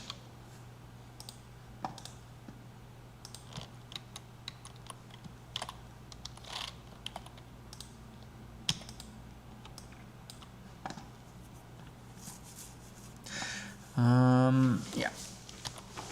Let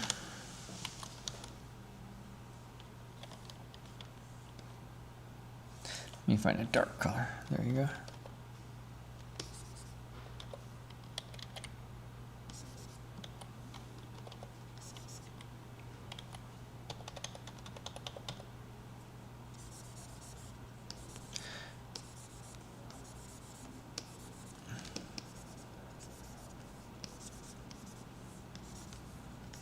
So there is not, in my view, there's not enough color saturation or color variation. It's all this one reddish hue. And you just need more, right? And we need some dark, like ambient occlusion kind of stuff.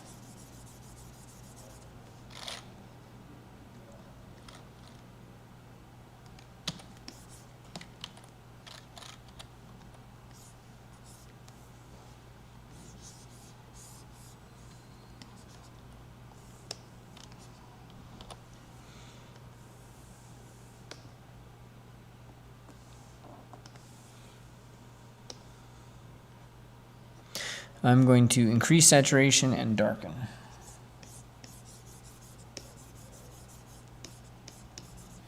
I'm going to add some dirt in all sorts of places, not just the streaks that you have, but I'm adding in this kind of ambient kind of quality and just darkening things.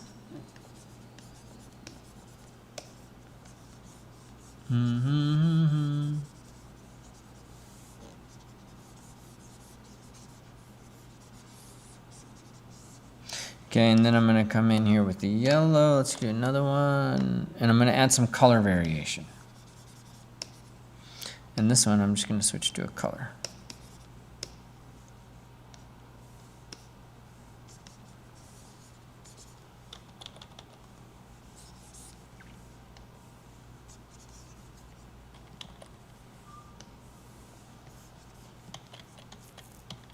That's going to be a little tough. Let's do overlay. Better.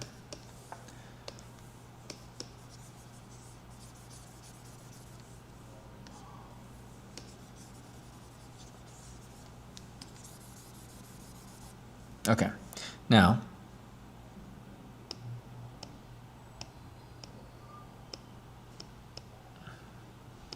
oh, I didn't put another layer together. Oops. And was I painting directly on that?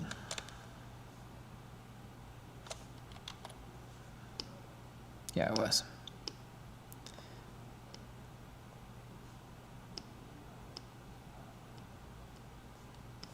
Okay, put it down there. OG.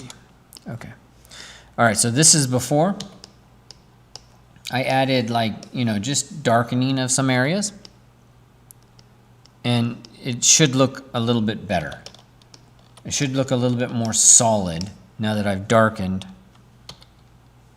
areas, right? And then we add color variation on top of that, which just adds this kind of next level. And this I need to set back to overlay. And you can adjust the opacity.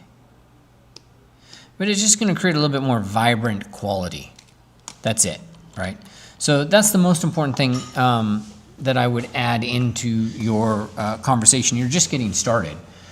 So make sure that when you're texturing, color variation, value variation, you're adding ambient occlusion and noise in the crevices, using curvature, adding noise to the curvature mask so it gets all kind of bent up, and just work that. Okay, tell the story of that object. Okay. Okay, so now last CG Max, is that the last one I got?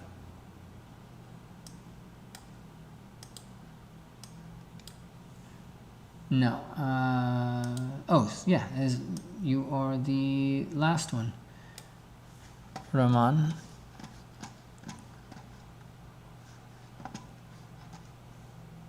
Yes, we'll call you Max. Okay.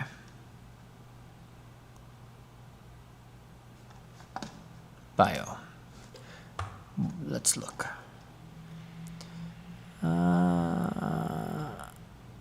Online teacher at CG Max.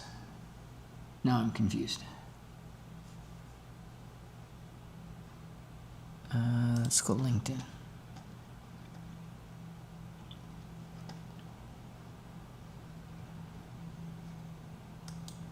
Okay. Okay, you do teaching a lot now. Okay, got it. I think I understand now.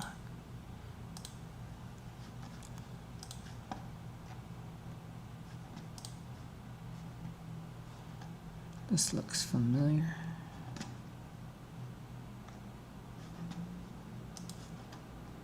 Okay. Why so much work? Curate it.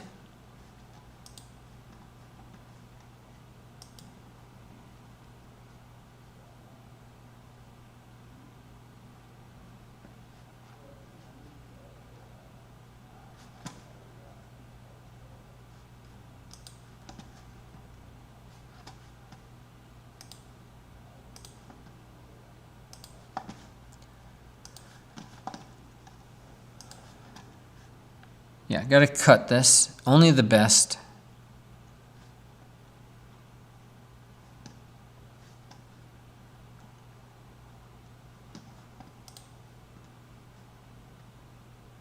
Seven years ago.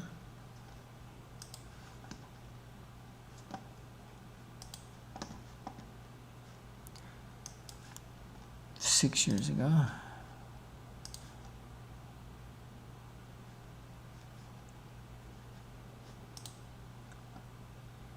4 years ago, 3 years ago,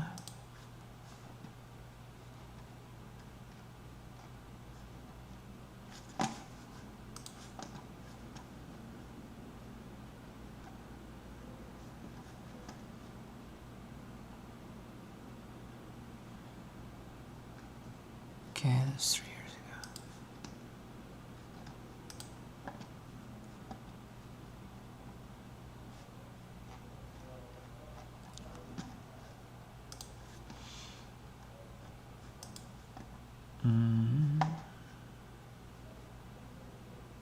Some description would be good.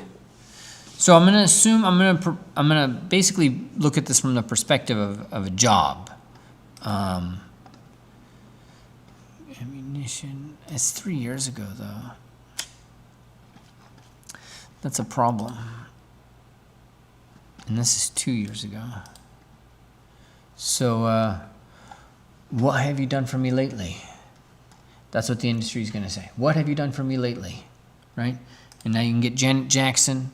She can do the rest of the backing track on that. And we're wondering, what have you done for us lately? Right? So you got to do, you got to curate the hell. So in teaching, and yeah, I think it's the same in teaching and in the industry, but you got to curate. I was trying to see if there's like a difference.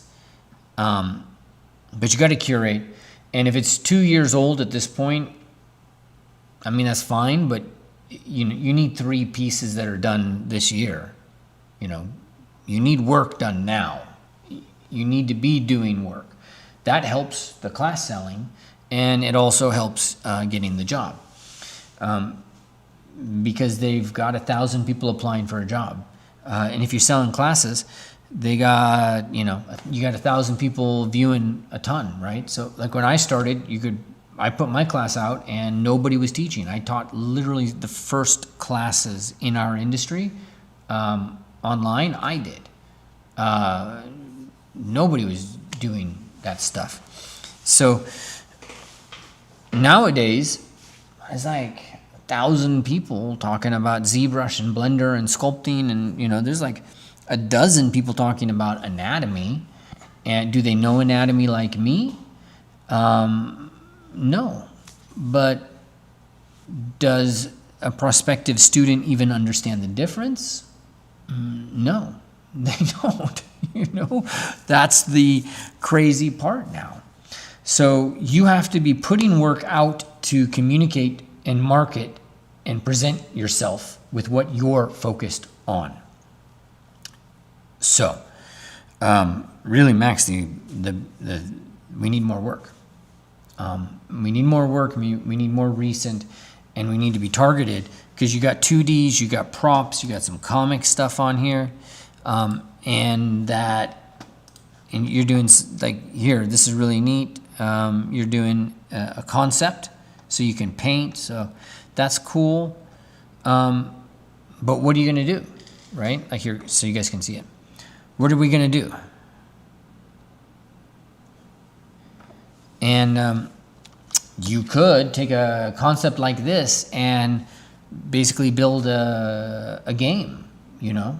You could use AI to create your own game using a series of like agents to help with the modeling. You would do the sculpting, maybe help with some of the different parts, develop and then you could do proof of concept indie game this way. That can help, right?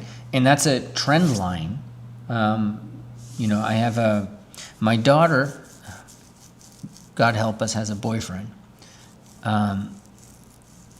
Wasn't my idea. She wasn't allowed. She just decided she was going to do it. She's like her mother that way, where she just asks, what is it? Don't ask for permission, ask for forgiveness.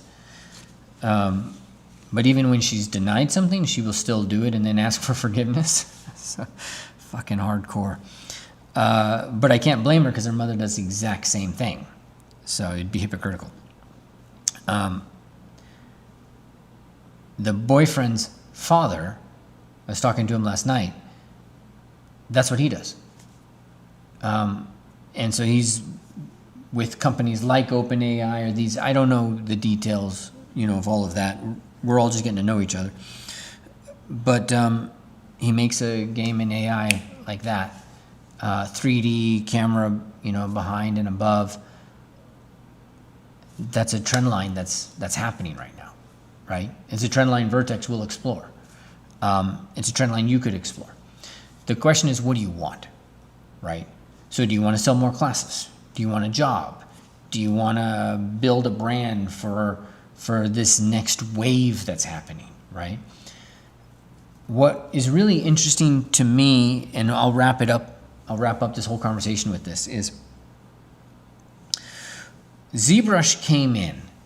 I rode that wave. I told you guys about my wave theory, right? So let's go back if somebody missed it, and I'll show you the screen.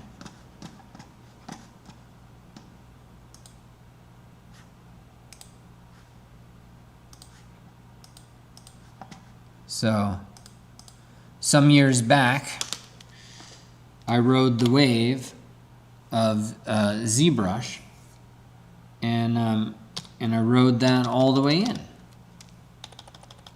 to where we are today, to owning my own school, all of that stuff.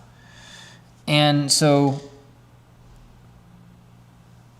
you're all here, you're all in this position right now. This is happening now. It's so exciting to me. But here's the thing. ZBrush came in. It was a tool. The people who excelled were the people who had the old world knowledge and experience and used the new world tools.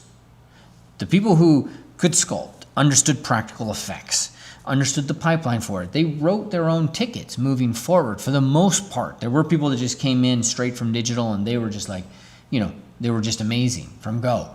But the more you knew of the founding groundwork, the better off you were later. And so that's true as well today. I'm betting my business on it, is that the foundations are the foundations.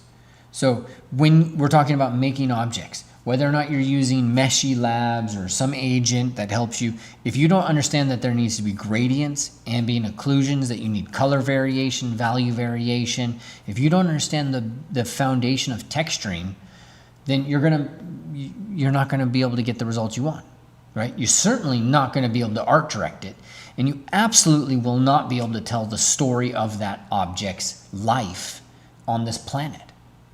You might create something that looks like it's used every day, but it sat in a corner for 20 years. you know, and that'll affect the viewer's experience of it. So ZBrush came in and it changed the landscape, and thousands, tens of thousands of sculptors lost their livelihood, and they had to go into construction or art restoration or something like this, you know, which is heartbreaking. ZBrush destroyed an industry. Toy collectibles, I had a friend who put himself through school sculpting dolls. That shit disappeared. Like, it was gone. Polymer dolls at the level at which he was doing it, gone. So jobs are going to go, but you need the foundation. You know, you need to know how to make this stuff happen as it is right now.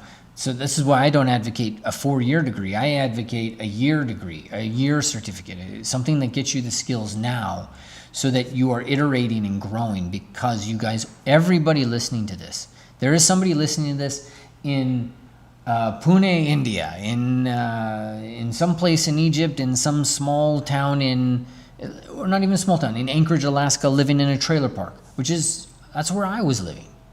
There's somebody in that place that is going to rise through the ranks and, you know, become famous, do great things, win an Oscar. None of that stuff matters.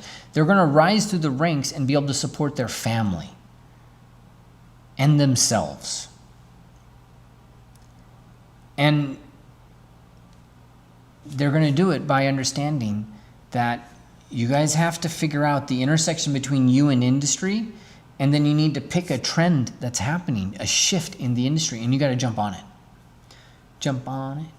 And just go, right? But have the skills.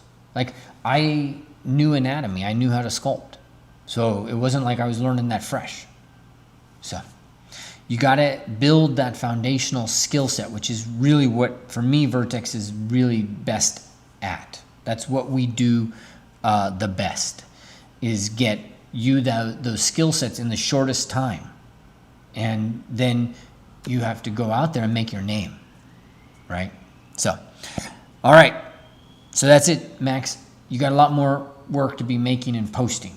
But you also need to figure out where you want to go. You know, you could go making games now. You could become an oil painter in Portugal. I don't know, right? But you need more work. Whatever that work is, you need more work. Okay. All right, guys. Have an amazing week. I will not be doing any crits next week, and so we'll look at formalizing this, but I actually have to go to LA to be with my mother. And I'll see you guys as soon as we're able to get the next one scheduled. Thank you so much for watching this. Thank you for your interest in Vertex School and in what we do. And hopefully what I said today was helpful to you guys to some extent. So take care of yourself. Have an amazing week, and I'll see you in the next one.